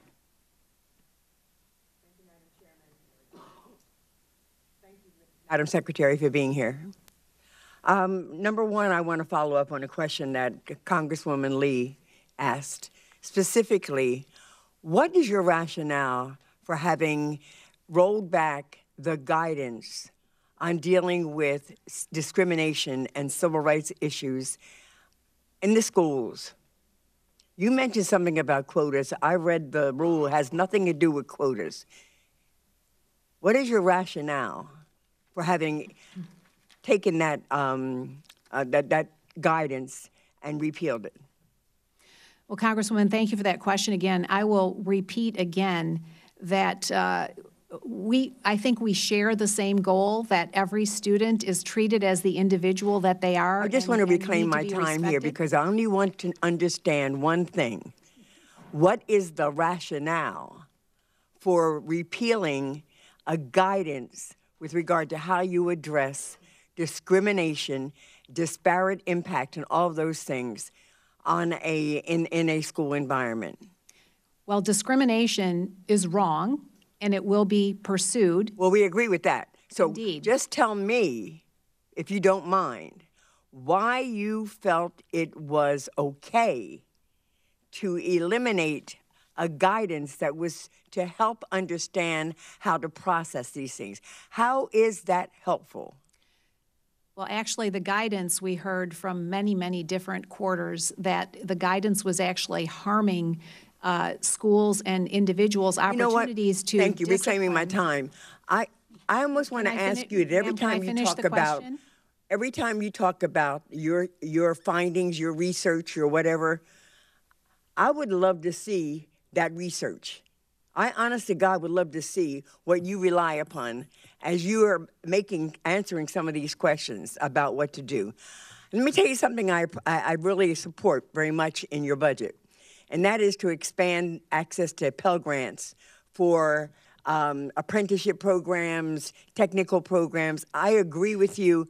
The route is not always a four-year college education.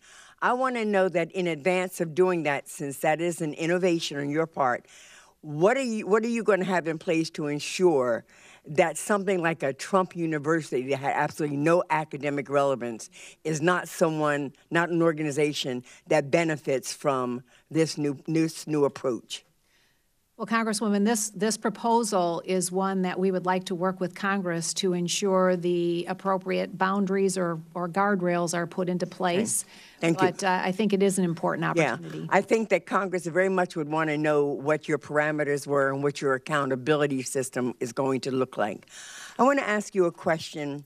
I've got a lot of questions, and I'm going to probably get to them in a second round, because I have a question with regard to your department's decision not to any longer work with state officials over the redress of victims of for-profit colleges.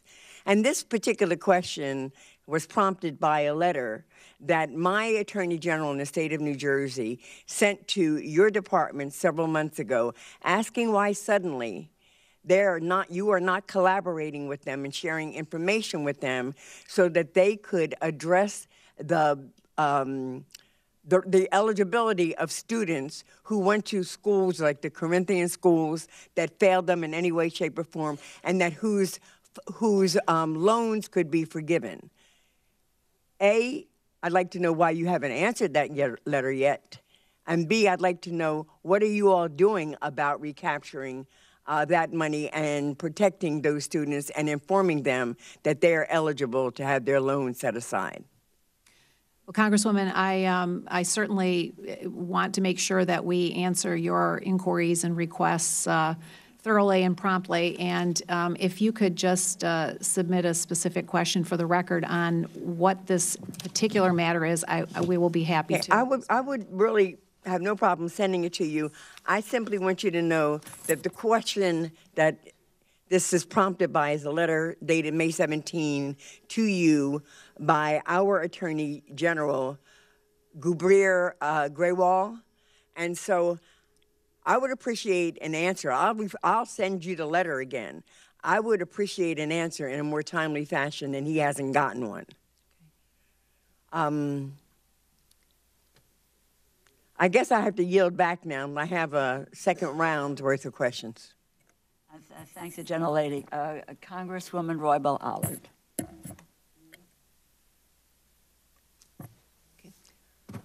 Welcome, Madam Secretary. Before I ask my first question, I want to go back to the issue that was raised by Congressman Pocan regarding the waste of $1 billion on charter schools that never opened or opened and then closed. And just suggest that if your department were to do due diligence, and not only in terms of oversight, but in working to reclaim that $1 billion, programs such as a Special Olympics, there would be no need or excuse for eliminating that and other important programs for our children. Metro, I want to talk about the Pell Grants. I agree with your proposal to support career and technical education, but disagree on how you're going about it. As you know, the Pell Grant is the cornerstone of our national commitment to make higher education accessible and affordable. But the purchasing power of Pell Grants has significantly dropped over the years, covering only about 30% of the cost of college today. Your budget flat funds Pell Grants and does not take into account rising inflation costs to education. And in addition, you propose to expand the pool of eligible applicants by opening Pell Grants to short-term programs. How do you hope to finance the additional demands on the program, given that you provide no additional funds for the likely increase in Pell Grants? Well, Congresswoman, thanks for the question. The proposal for short-term Pell, Congress may well decide to expand the Pell funding. Our proposal is to continue to hold Pell level, but acknowledging that many students that might opt to take a short-term certification program may do so in lieu of a more traditional, longer-term program, which in fact could probably be less costly to both the students and ultimately the taxpayer. But we are looking forward and happy to work with you to set up those kinds of parameters and would welcome the opportunity. Okay, well, I would suggest that you are not going to get enough students to switch from whatever profession they're seeking that needs a 4-year degree to take these shorter terms. So I'm hoping that, and I'm sure that our chair, we will be in fact putting more money into the Pell Grant program.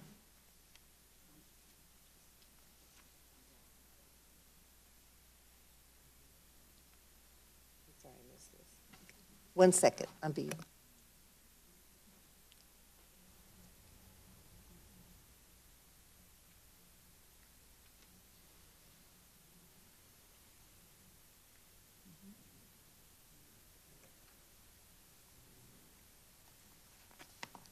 I'm just going to move on to my next question.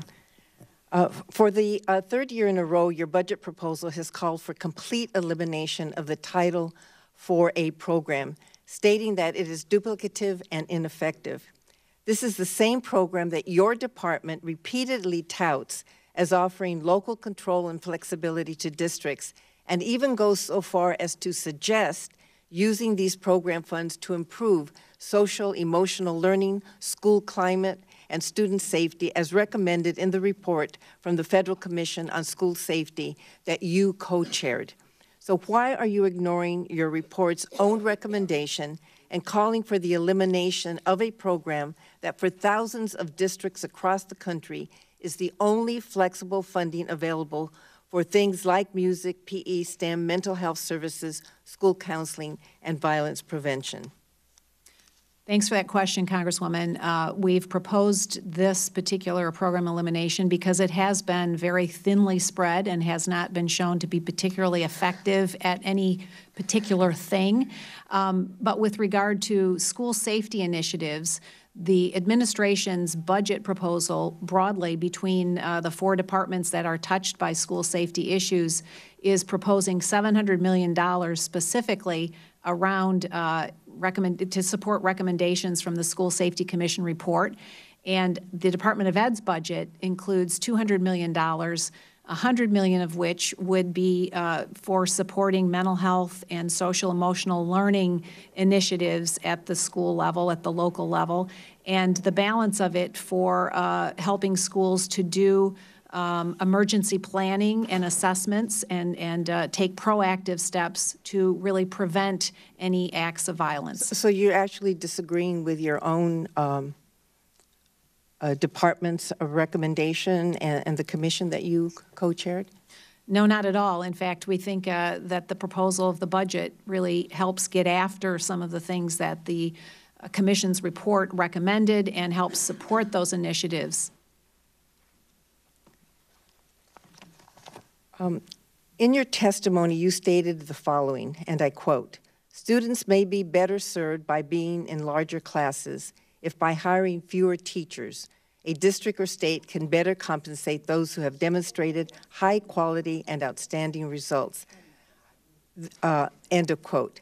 This is contrary to decades of longstanding credible research like the student-teacher achievement ratio that actually recommended on average student-teacher ratio to be 15:1. So what evidence-based research do you have to back your statement? Well, that must be in my written testimony, and I would just comment to the fact that given, given education freedom initiatives, there are different kinds of environments in which students learn well.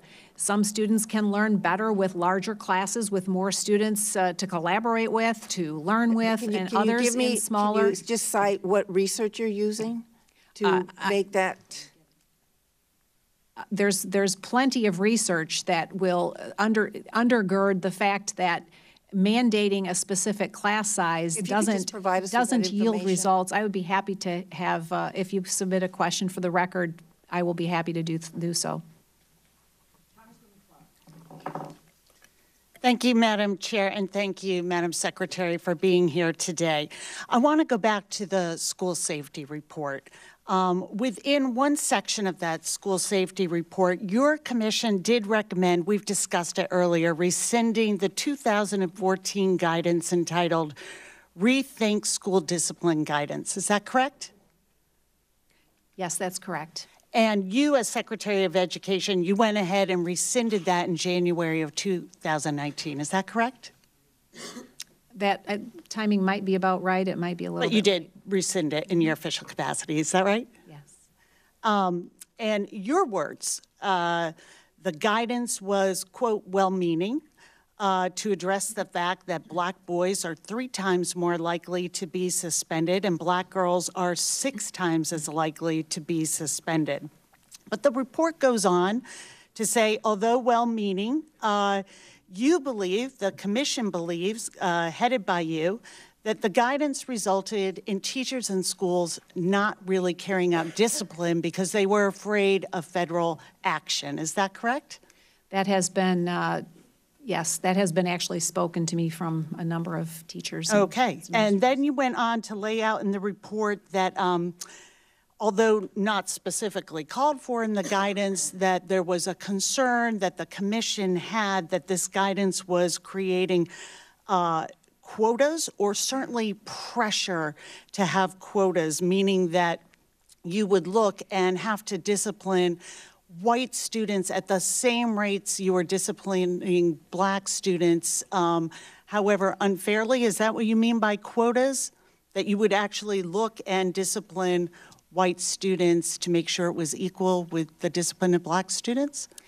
Well, Congresswoman, if what you're asking is about whether students can or should be treated differently, I'm asking that infraction, that is what you wrote in your report, that this was a concern that schools would feel pressure to have discipline quotas. That was in your report, right? Yeah, every student is an individual and needs to be treated. But I'm just asking, quotas was a concern. Is that correct? Well, that has been suggested by the discipline guidance. Right, yes. and you put it in your report. That was a concern. You also questioned the legal validity of the guidance on a theory of disparate impact. And here's where my questions for you come in. At the base of all of this, you wrote in your report, the racial gap in suspensions, you cite a study and say, quote, the racial gap in suspensions was completely accounted for by a measure of the prior problem behavior of the student, a finding never before reported in literature. Quote from your report, this research undermines the core proposition in disparate impact theory that statistical disparities necessarily demonstrate that classroom teachers and administrators are motivated by race when disciplining students. That's a quote from your report. So I looked at the underlying research, and here's what it shows. It says, and I am quoting from the report, prior problem behavior accounts for the racial gap in school suspensions that you cite in your School Safety Commission report. This report says, studies suggest that school disciplinary rates may reflect the problematic behaviors of black youth, problem behaviors that are imported into schools and into classrooms. They go on to say, difference in rates of suspensions between racial groups appear to be a function of differences in problem behaviors that emerge early in life, remain relatively stable over time, and then materialize in the classroom. And this report that you've cited and based as your theory concludes by saying the association between school suspensions and blacks and whites reflects long-standing behavioral differences between youth. That's the research that you have cited in your report in concluding that apparently that it is not racial discrimination in discipline, but there are some characteristics of black children that from this report start very early in life, well before they get to the classroom. And in fact, the author of this report has many other writings where he says it's a liberal fantasy that poverty and racism play into high rates of incarceration and criminal behavior. So my question for you is, when you talk about children shall be treated individually, what are you saying? Are you saying here, when you quote this research, that the problem really is that black children are just more of a discipline problem? Because that's the research you've quoted in your report. Well, Congresswoman, I've said it before and I'll say it again. No student, no child should be treated or disciplined differently based on their skin color, their race, and I think or their national origin. Your report agrees with that. They just say that by the very basis of being a black child, you are more likely to be a discipline problem. That's what the study says that you quoted in your report and said, that's why we now think they may not be motivated by race. Black children are just plain old more disruptive in the classroom. How did you come to that conclusion?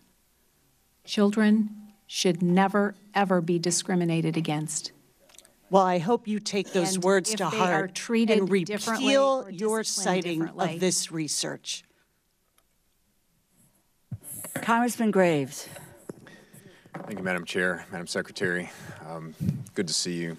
First, let me just thank you for your many years of commitment to children's education. Your personal heart, your spirit that you've shown is amazing, and I want to thank you for that. I know that's just been a driving commitment of yourself and your family for many years.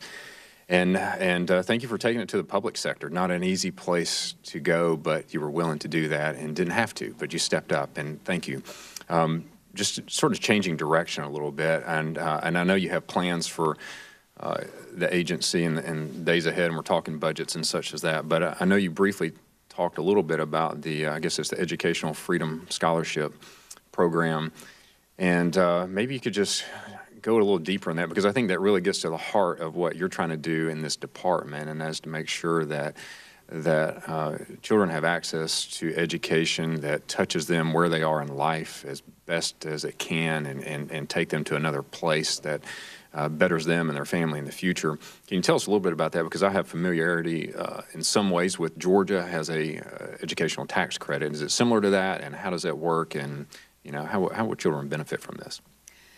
Well, thanks, Congressman, for that question. And to just elaborate a little bit more on what an Education Freedom Scholarship tax credit could mean, we're talking about a federal tax credit that states could elect to participate in or not. So Georgia could decide to participate in that federal pool of tax credit funds and implement a different program than what they already have. They could augment the one that they already have, the tax credit scholarship program there, and really think very creatively about how to address the unique needs of students in Georgia.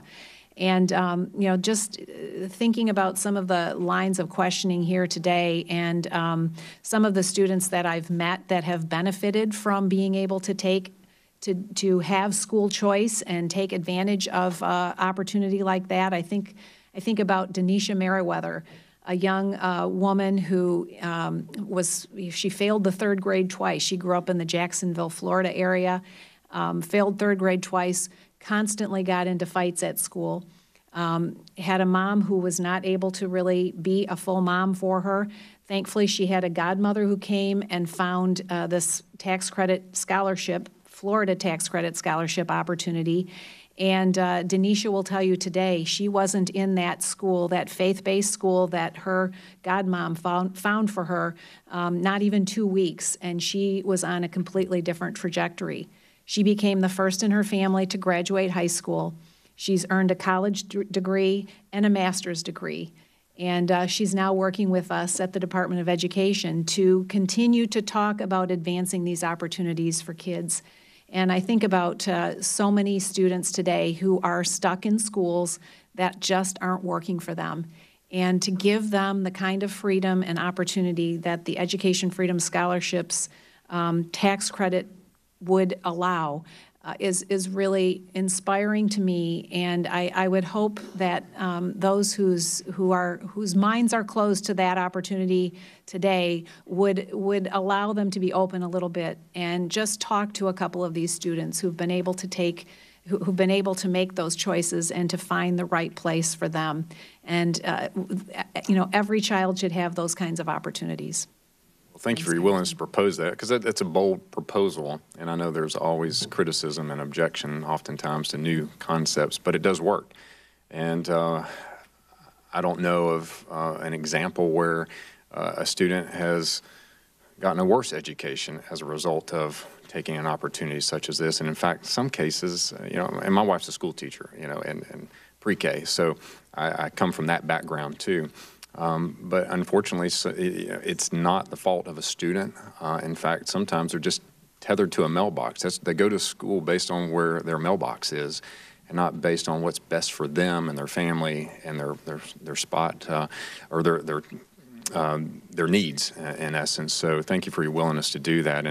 And as we go through, I know we may have more questions. I'd like to take it all the way to the full spectrum of college and how we can better prepare students with understanding the true cost of college. What is the cost benefit of going to a school versus what the degree might deliver on an income base, and how can we better assist students in making college decisions based on facts and finances and true costs. So when we come back around, I'd like to touch on that a little bit. But thank you again. Thanks, Congressman, and please thank your wife for the great work she does. Thank you. Thank you. We are going to embark on a second round, but the time limit will be three minutes for each of us. Okay, thank you.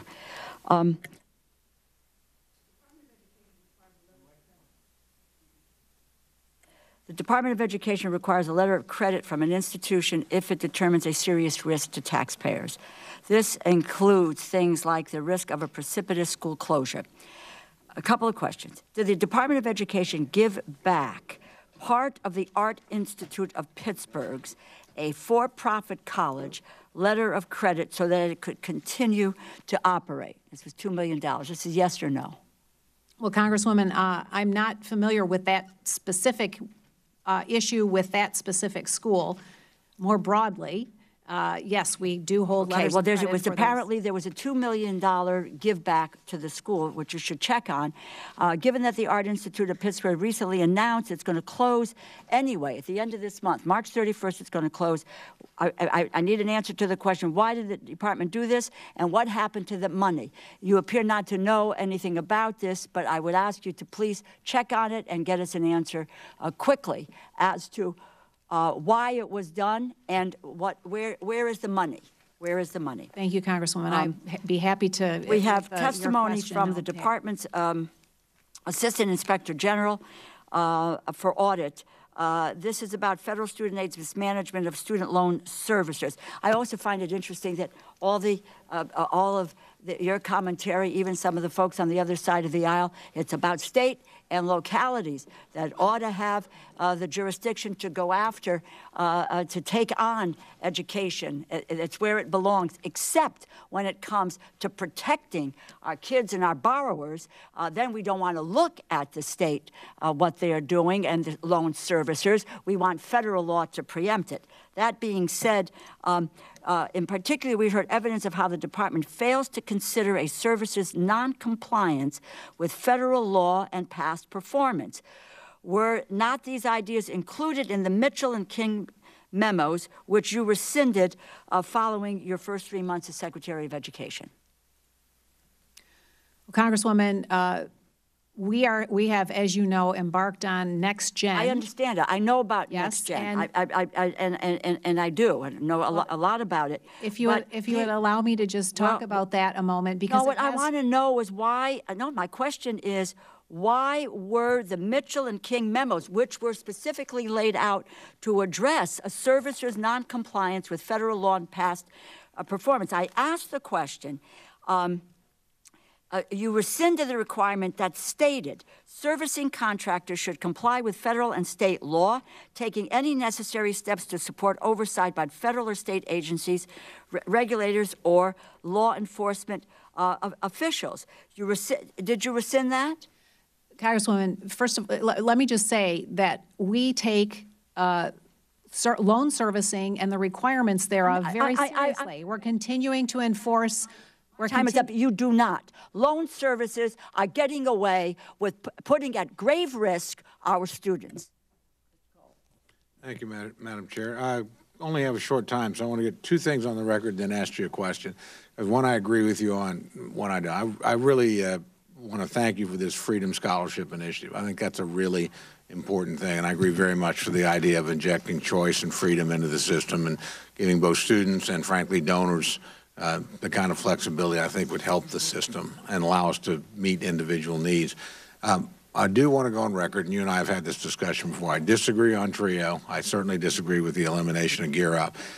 TRIO's produced like 5 million college graduates for the United States, and these are young people that usually come from, not so young sometimes, come from backgrounds that they may not have been able to make it. I know in my state, these are two really important programs. I have this discussion frequently with our Chancellor of Higher Education, with college presidents. They think that this has really helped a student population that we have a lot of, which is a lot of first-generation ones. One thing I do want to ask you about, though, that I was pretty excited about, you've got, you know, and this sort of works with, you know, the President's proposed an apprenticeship program. You have a pre-apprenticeship program and $60 million new dollars for that. Can you tell me what the difference is, how you would define a pre-apprenticeship program and versus an apprenticeship, how that would work out? So a pre-apprenticeship, first, thanks, Mr. Cole. Let me just comment on the TRIO thing. Sure. One moment, because I know while we have proposed combining Gear Up and TRIO into one program and then a lesser amount for the TRIO program, what we've also proposed is consolidating that into a state formula grant so that states have the opportunity to get some of these funds to institutions and to individuals that are more needy around this. What we've found is that 95% of the competitive grants go to the same places and the same programs time after time, and they don't necessarily help the students that are most in need. So I'd love to talk with you more about that. But we can have that dialogue another time. But yes, but with regard to the pre-apprenticeship program, so this proposal is to really start establishing apprenticeship programs that are outside of the registered, more traditional sorts of apprenticeships that the building and trades apprenticeship programs. That this will allow us to allow employers and educators to work together on apprenticeship tracks and opportunities that are going to have a more expansive appeal and more relevance to the market today. Well, again, this has a lot of appeal to me. I just want to get a little clarity as we go forward over what the definition would be, so we don't end up basically funding the same thing twice. Well, and we'd love to work with you on that to make sure that's very well. My career tech people are very excited about all these kind of proposals. Thank you, Madam Chair. Yield back. Congresswoman Lowy. Thank you again, Madam Secretary. Quick question before I turn to my question with 3 minutes. Looking at these numbers again, the total cut to the Department of Education compared to FY19 is $8.8 billion, 12.5%. I'm just curious, you could say yes, no, whatever. Did you have any input? Did Mr. Mulvaney or President Trump ask you if you thought those cuts should be made or should be rescinded? Did you have any input? Congresswoman, yes, this was an ongoing discussion, but let me just correct you in your numbers. The proposed cuts are $7.1 billion. I think you are also rolling in the rescission around Pell, and that is not a cut. Pretty important, don't you think? That is not a cut to any existing programs. It's actually it's the Pell surplus.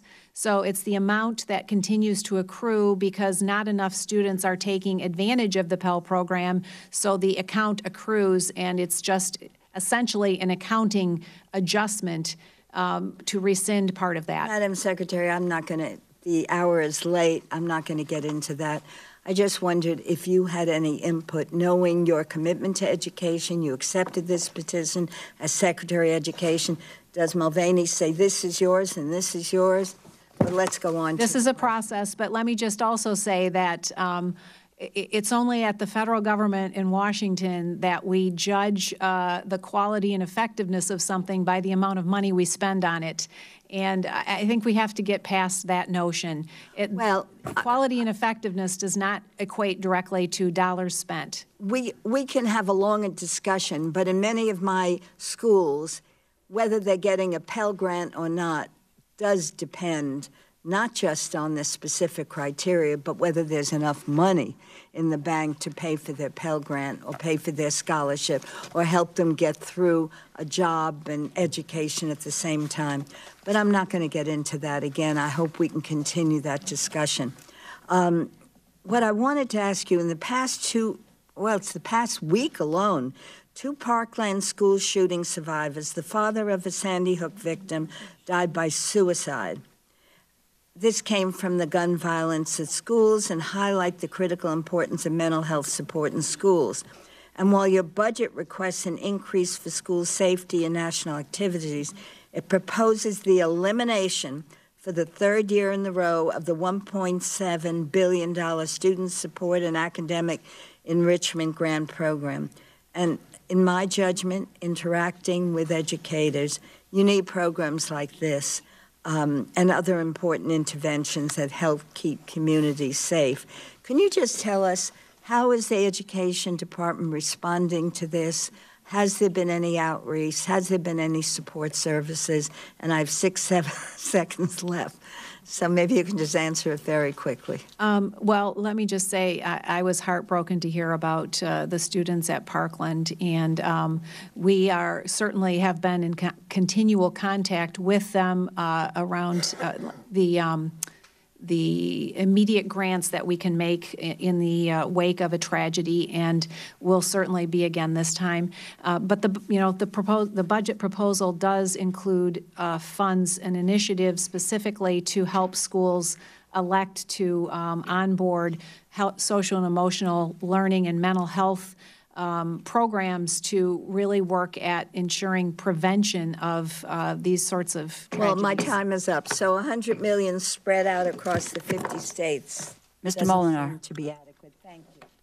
Thank you, Madam Chair. And again, Secretary DeVos, thank you for your answering questions and your just your patience with sometimes not even getting a chance to answer the question you were asked, and I appreciate all you've done. And I wanted to ask you on your federal work study proposal.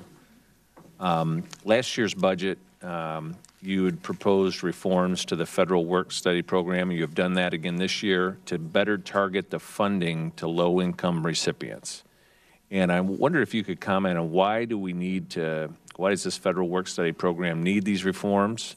How does it assist low-income students better? And any other reforms in your budget to ensure that funds are best targeted to the students who need the funds most?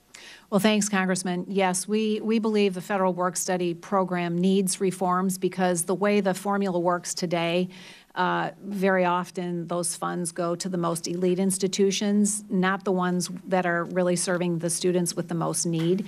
And so that's issue one. Secondly, work study as it's carried out today often involves students working in the college bookstore or in the cafeteria, on-campus programs. We have proposed to expand those options to allow students to potentially work with in an internship type, apprenticeship type opportunity with employers for whom they might ultimately move into a career with. And we think that having relevant work opportunities for students will be very meaningful in their learning career, and so that's part of our proposal as well. I think that's a great idea. I think it meets a short-term need as well as really helping someone evaluate their future and what they might want to pursue long-term. What needs to happen to accomplish that? Is it legislative? Is it something that you can do? How do we accomplish that? Well, it's part of our budget proposal, so Congress can, you all can discuss and take that up in your budget deliberations to allow the funds designated for that to be able to be used for those sorts of purposes. Okay, thank you. And then just one last question on the teacher mentors. Can you talk a little bit more about that? Because one of the things you hear periodically is that teachers come into the profession and many leave in the first 3 years. Is that something that this will help with that? Good question. Thanks for asking that. We believe that this is a really two-track opportunity for new young teachers just coming into the profession to have a highly qualified, seasoned professional to come alongside them and help them, walk through their first few years in the profession is a great opportunity for new teachers. For those who are established and want to continue to really expand their reach and their ability to reach students, this gives them a really important career track and opportunity to do so and to continue to develop themselves and a career track for themselves. The best of the best, teaching young new teachers is a great combination, and we should, I think, really embrace this wholeheartedly because it's ultimately going to be best for students. Okay, thank you, and I yield back. Congresswoman Lee. Thank you, Madam Secretary. Your budget proposes to require post-secondary institutions that accept taxpayer funds in any way to have this, quote, skin in the game through a student loan risk-sharing program. But this program is not quite defined in the budget. Now, historically, black colleges and universities and minority-serving institutions enroll a large number of low-income students. The point of the Higher Education Act was to increase access to post-secondary education. And I want to ensure that as we move forward, we move toward increased access. But from the proposals that we've seen, there's a strong argument that risk sharing can incentivize institutions to only enroll those students of a certain means in an effort to not have to share in the risk if a student is unable to pay back their loans. So again, it could negatively harm minority-serving institutions and minority students. So how do you describe your proposal and how that, in the sense that it would not create a perverse incentive to not enroll low-income students? And then the second question I have, and you may need to get back to me on this, is the Congressional Black Caucus we're deeply concerned about communications and advertising dollars from each agency. And so I'd like to know, and you have $1 million for communications program in your budget, how this money is contracted out in terms of the vendors, the media that you use to provide communications through Department of Ed in terms of minority, women-owned businesses and media. So if you could just get back to us with that written response. Congresswoman, yes, if you could submit that for the record, we'll be happy to respond on that one. I can't respond on that right now.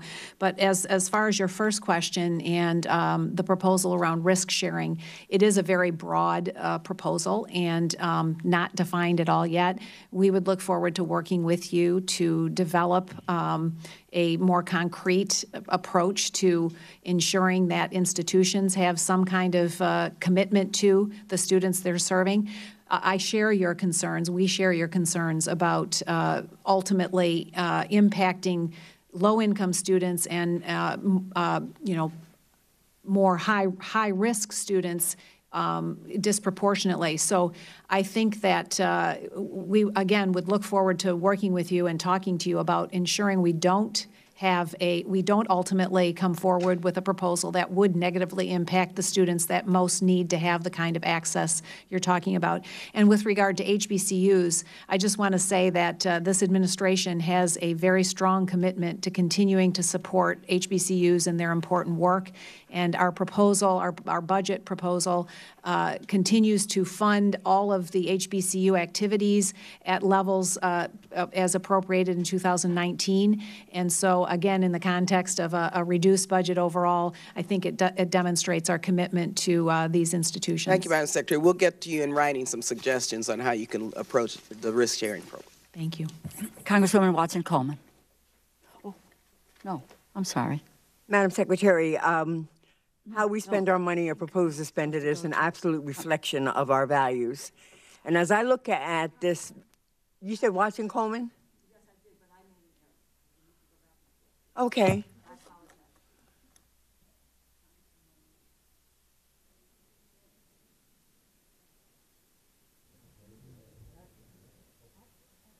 like a confusion here or more confusion, Congressman Harris. Thank you. Okay, Thank you then Congressman Gray. Thank you very much, Madam Chair.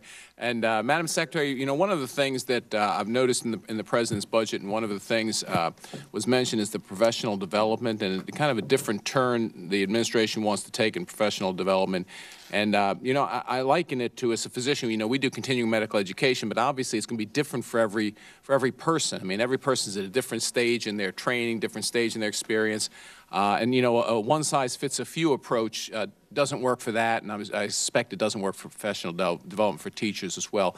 So could you just review, you know, the EIR program and kind of the, you know, what your proposal is for it and how it would change the way we deal with professional development? Yeah, thanks, Congressman. This is a really important initiative. I think that in our goal to really honor and respect the teaching profession and teachers, we want to give a couple of different tools to teachers specifically and give them more freedom to be the best they can be.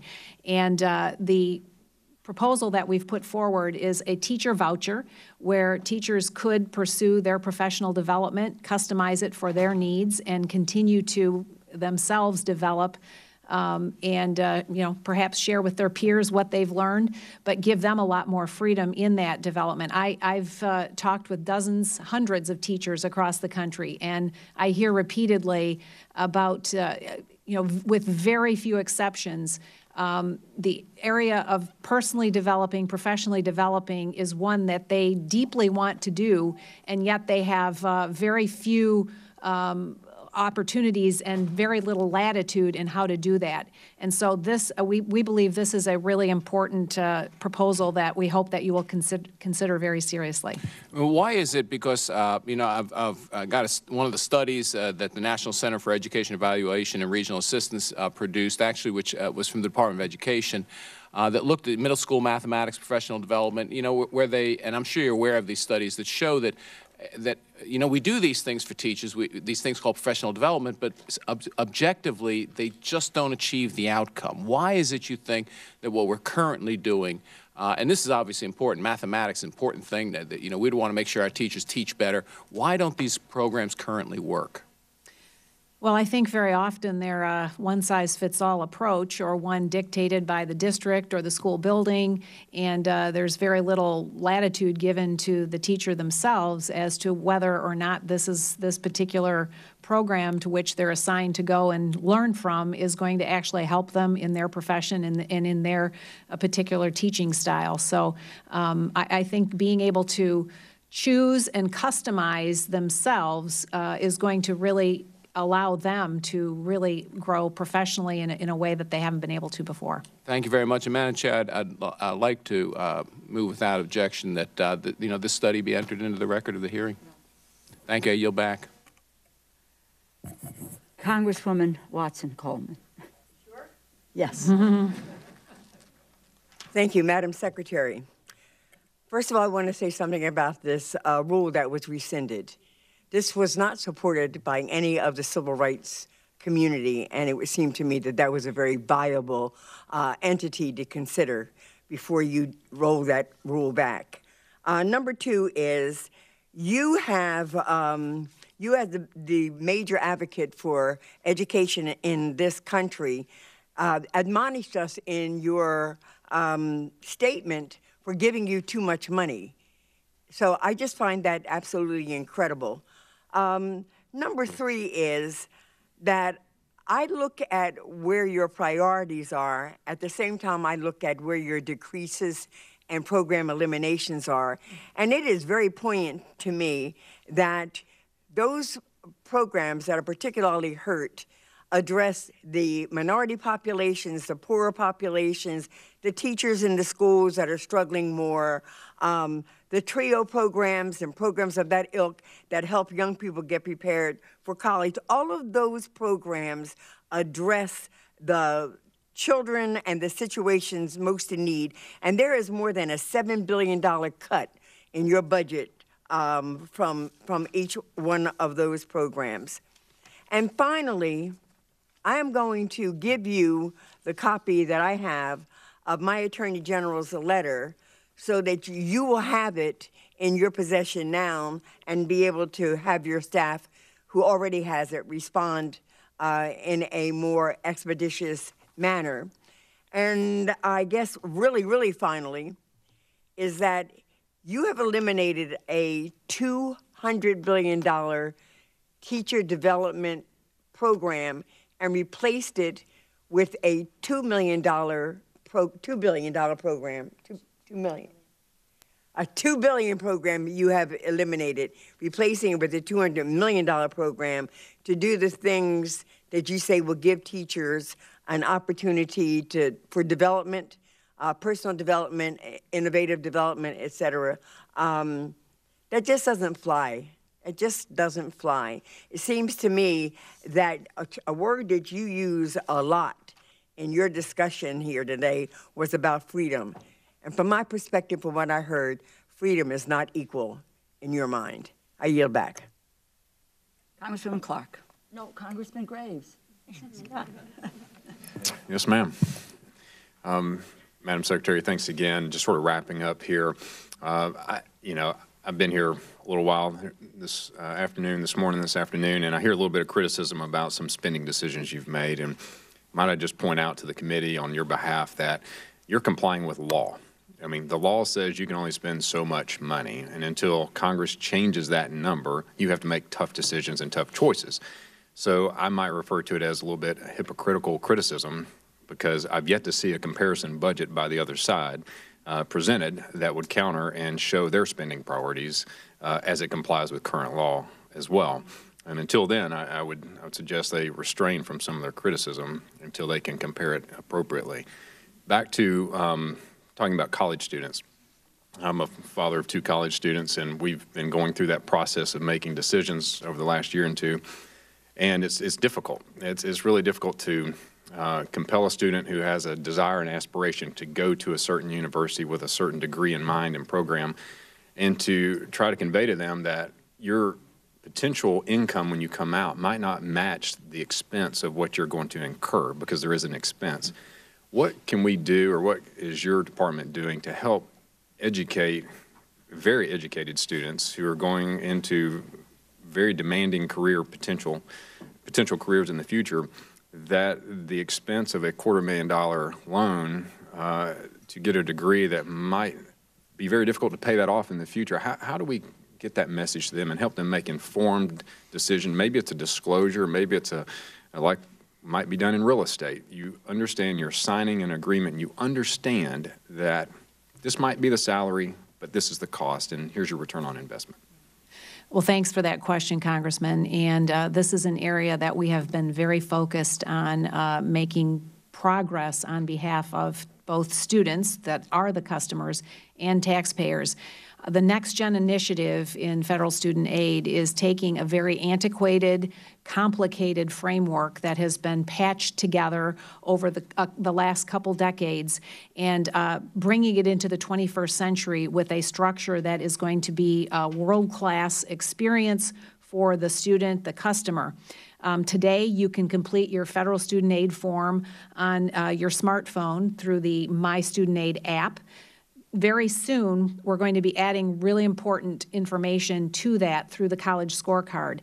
We're going to have program-level data by institution so students can look, if they're prospectively deciding between a number of institutions and a number of programs that they are thinking about pursuing, they're going to be able to find earnings data at the program level from that institution.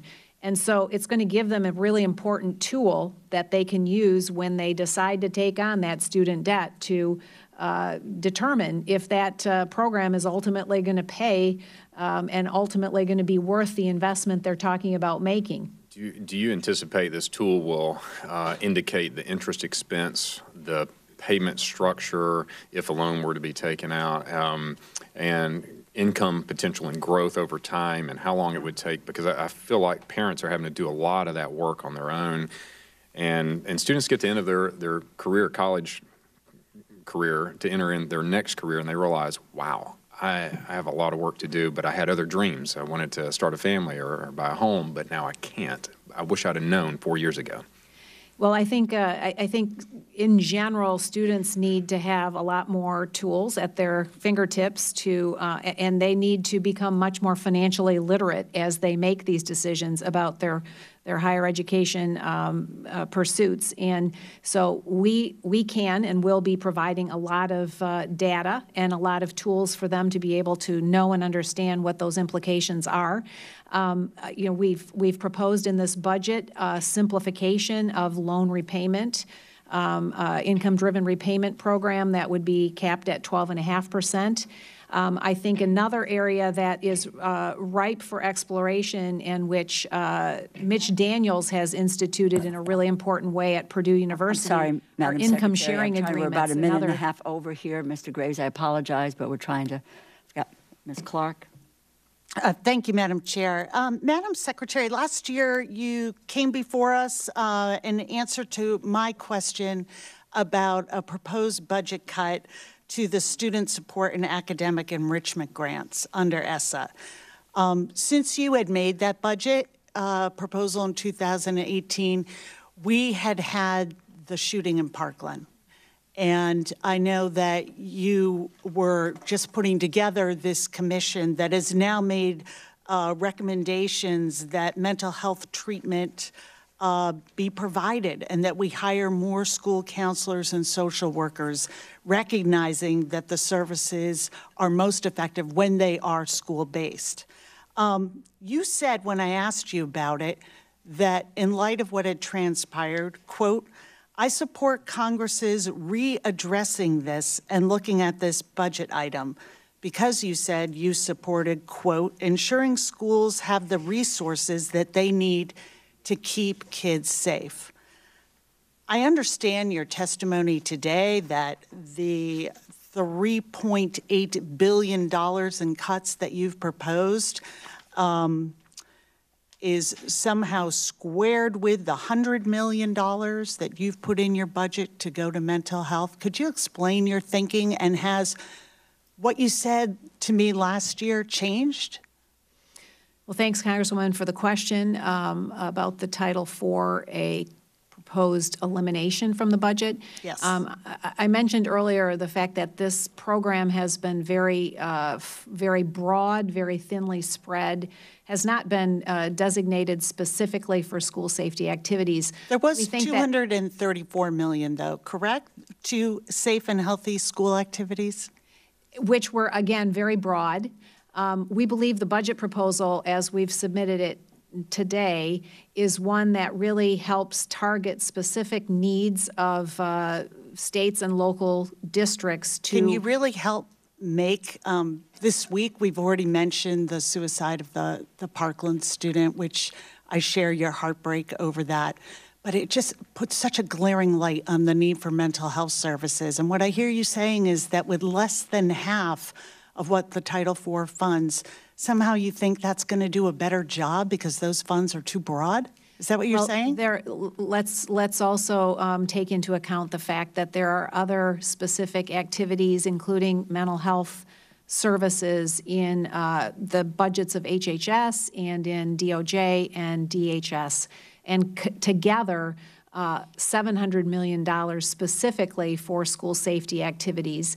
And there's actually more in those departments that could be used for— So I'm hearing your testimony that, yes, reducing it by half is going to do it. Can you just answer for me something that was raised? Are any of that funding of the $200 million going to be allowed to purchase guns? That's not the intention of the proposal. Is that a no? Is that a no? That is not the intention of the proposal. It is for mental health and social and emotional learning. Is that a no then? That would be totally up to this body to decide conclusively one way or the other. It's not the intention of our proposal. Let me just now ask Ranking Member Cole if you have any further questions or any closing comments. I'll close. I'm prepared to close, Madam Chair. Madam Secretary, first I just want to thank you. I hope it's well known how many years of service you've spent, and frankly to try and make sure folks without access got access to good quality education long before you took this current job. And you certainly didn't need this job. You served without pay. You travel at your own expense. And I suspect you had better alternatives in front of you in terms of being more enjoyable. But you chose this, and you chose it because you care about young people and you care about educational opportunities. So where we may have occasional differences, I don't think anybody can doubt your commitment to the job and the willingness to sacrifice time and forego, you know, again, if you want to call them the perks of the job. I think there are very few perks for the job that you have. And I want to thank you for that. And I think the mere fact you stayed here again longer than we normally go because you wanted to answer everybody's questions and concerns and present, you know, a case. I think that's very important. I think I ought to note, too, while we've had differences, there's some places we can clearly work on together. It seemed to me there was universal support for this idea of short-term Pell grants that you mentioned. There's certainly strong support here for investments in career and vocational education. And obviously you share a lot of the priorities. I think my friend Mr. Graves pointed out, you do have to live within a constrained budget. You're writing your budget to the law.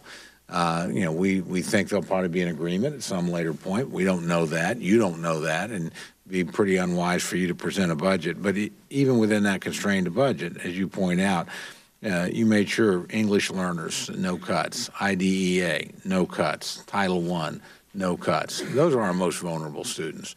And I think with the dollars that you have, you've put those dollars where they reach people that are at the greatest risk of falling through the cracks in our educational system, and I want to thank you for that. So, again, just thank you for your service. Thank you for giving us extra time here today to ask tough questions, and I look forward to continuing to work with you as we go forward. Thank you, Madam Chair. Thank you very much, and thank you as well, Madam Secretary, for being here and for staying on and continuing to answer questions. I think I just might say for a second that you get a sense of frustration, and it's particularly on our side of the aisle. And that's quite frankly, frustration stems from oftentimes the inability to get answers to questions, as it was demonstrated here today. You know, I started out, and I won't pull any punches. This budget, in my view, is cruel. I think it is reckless. It's a 12% cut. It hurts middle-class families. It hurts working families. It hurts low-income families. And it's of concern to me. And again, as I laid out, I would hope that it's of concern to you. You know, why, on your watch as the Secretary of Education, do you want to be complicit in shutting off public education opportunities, which is the way, you know, that I see this. And my colleague talked about criticisms that have to do with a budget and so forth. No, we all used to working within a budget framework, but it is where you place your resources. What are your values? What are your priorities? That is what defines a budget, and that is what is of concern to all of us. I just want to just clarify a couple of things. With regard to charters being public, you know, it's hard to compare charters to public education as we know it, because far too often what we see are charters siphoning away dollars from public schools. They are operated privately, and they do lack transparency. And we should we expect that transparency from our public institutions. We apparently don't with regard to charters. And I want to say to you this morning or this afternoon, find the $1 billion. Find that $1 billion that was there. My colleague who is now gone, and you had an exchange with regard to international comparisons. You know, other countries blow us out of the water with investments in early childhood, wraparound services, which we know pay off in serious dividends. We have one of the lowest rates of lowest enrollment rates in early childhood education. And let me tell you, the HHS budget proposes to eliminate preschool development grants. We have level funded Head Start. You know, we take on most of 15-year-olds in our school systems. Other countries don't do that. They take the highest achievers. So when you look at, you have to take that into consideration. The National Assessment of Educational Progress has shown large gains, which we should be proud of. For children of color over the past 3 decades. We have made gains, and we continue to denigrate our public education system, which leads me to the view that that's because the decision is to privatize this. I'm sorry that you didn't answer the questions on the mismanagement of the agency with regard to short-term Pell, which everyone is extolling, but there's some pieces around that. What you failed to do is to talk about defining high quality. We need to have guardrails so we don't wind up in a Pell Grant program that's open to fraud, waste, and abuse. We need to have programs that may look at whether or not they are a good return on our investment for students and for the federal government. With regard to Next Gen, you did rescind the requirement that servicing contractors should comply with federal and state law, taking any necessary steps to support oversight by federal or state agencies, regulators, or law enforcement officials. You rescinded the requirement around strengthening transparency through expanded publication of aggregate data on student loan and servicer performances. That would have required the Department of Education to publish servicer-level data on default. None of these rescinded provisions are currently part of the department's Next Gen effort. You know, you said and you discussed that these are just proposals. I'm relieved. I'm relieved that they are just proposals because the damage that your budget would inflict on children and on families, that I look forward to working with my colleagues across the aisle to reject the cuts and act a forward-looking agenda to improve the lives of American families. And we have strived to do that over the last several years on this committee. So we will be reviewing what has been proposed. And you can be assured, and I hope, that we are going to reject much of what is here, as we have in the past, because the center of the Department of Education is the 90% of our kids who are in public education. We ought to be focused like a laser on their opportunities and their future. And yes, look at innovation, test whether or not it's good, and be prepared to say no when it is not working. Thank you, and let me draw this hearing to a close. Thank you.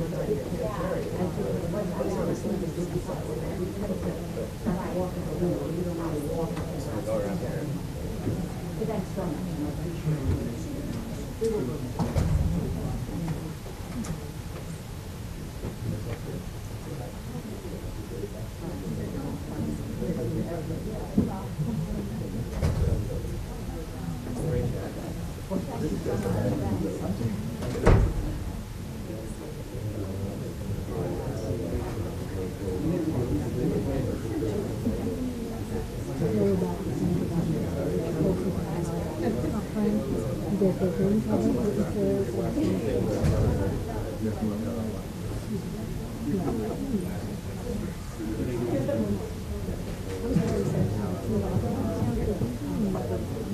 it's usually just the two. Okay, great. So, guys,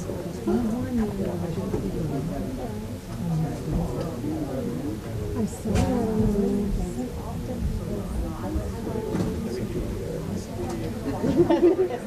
yeah.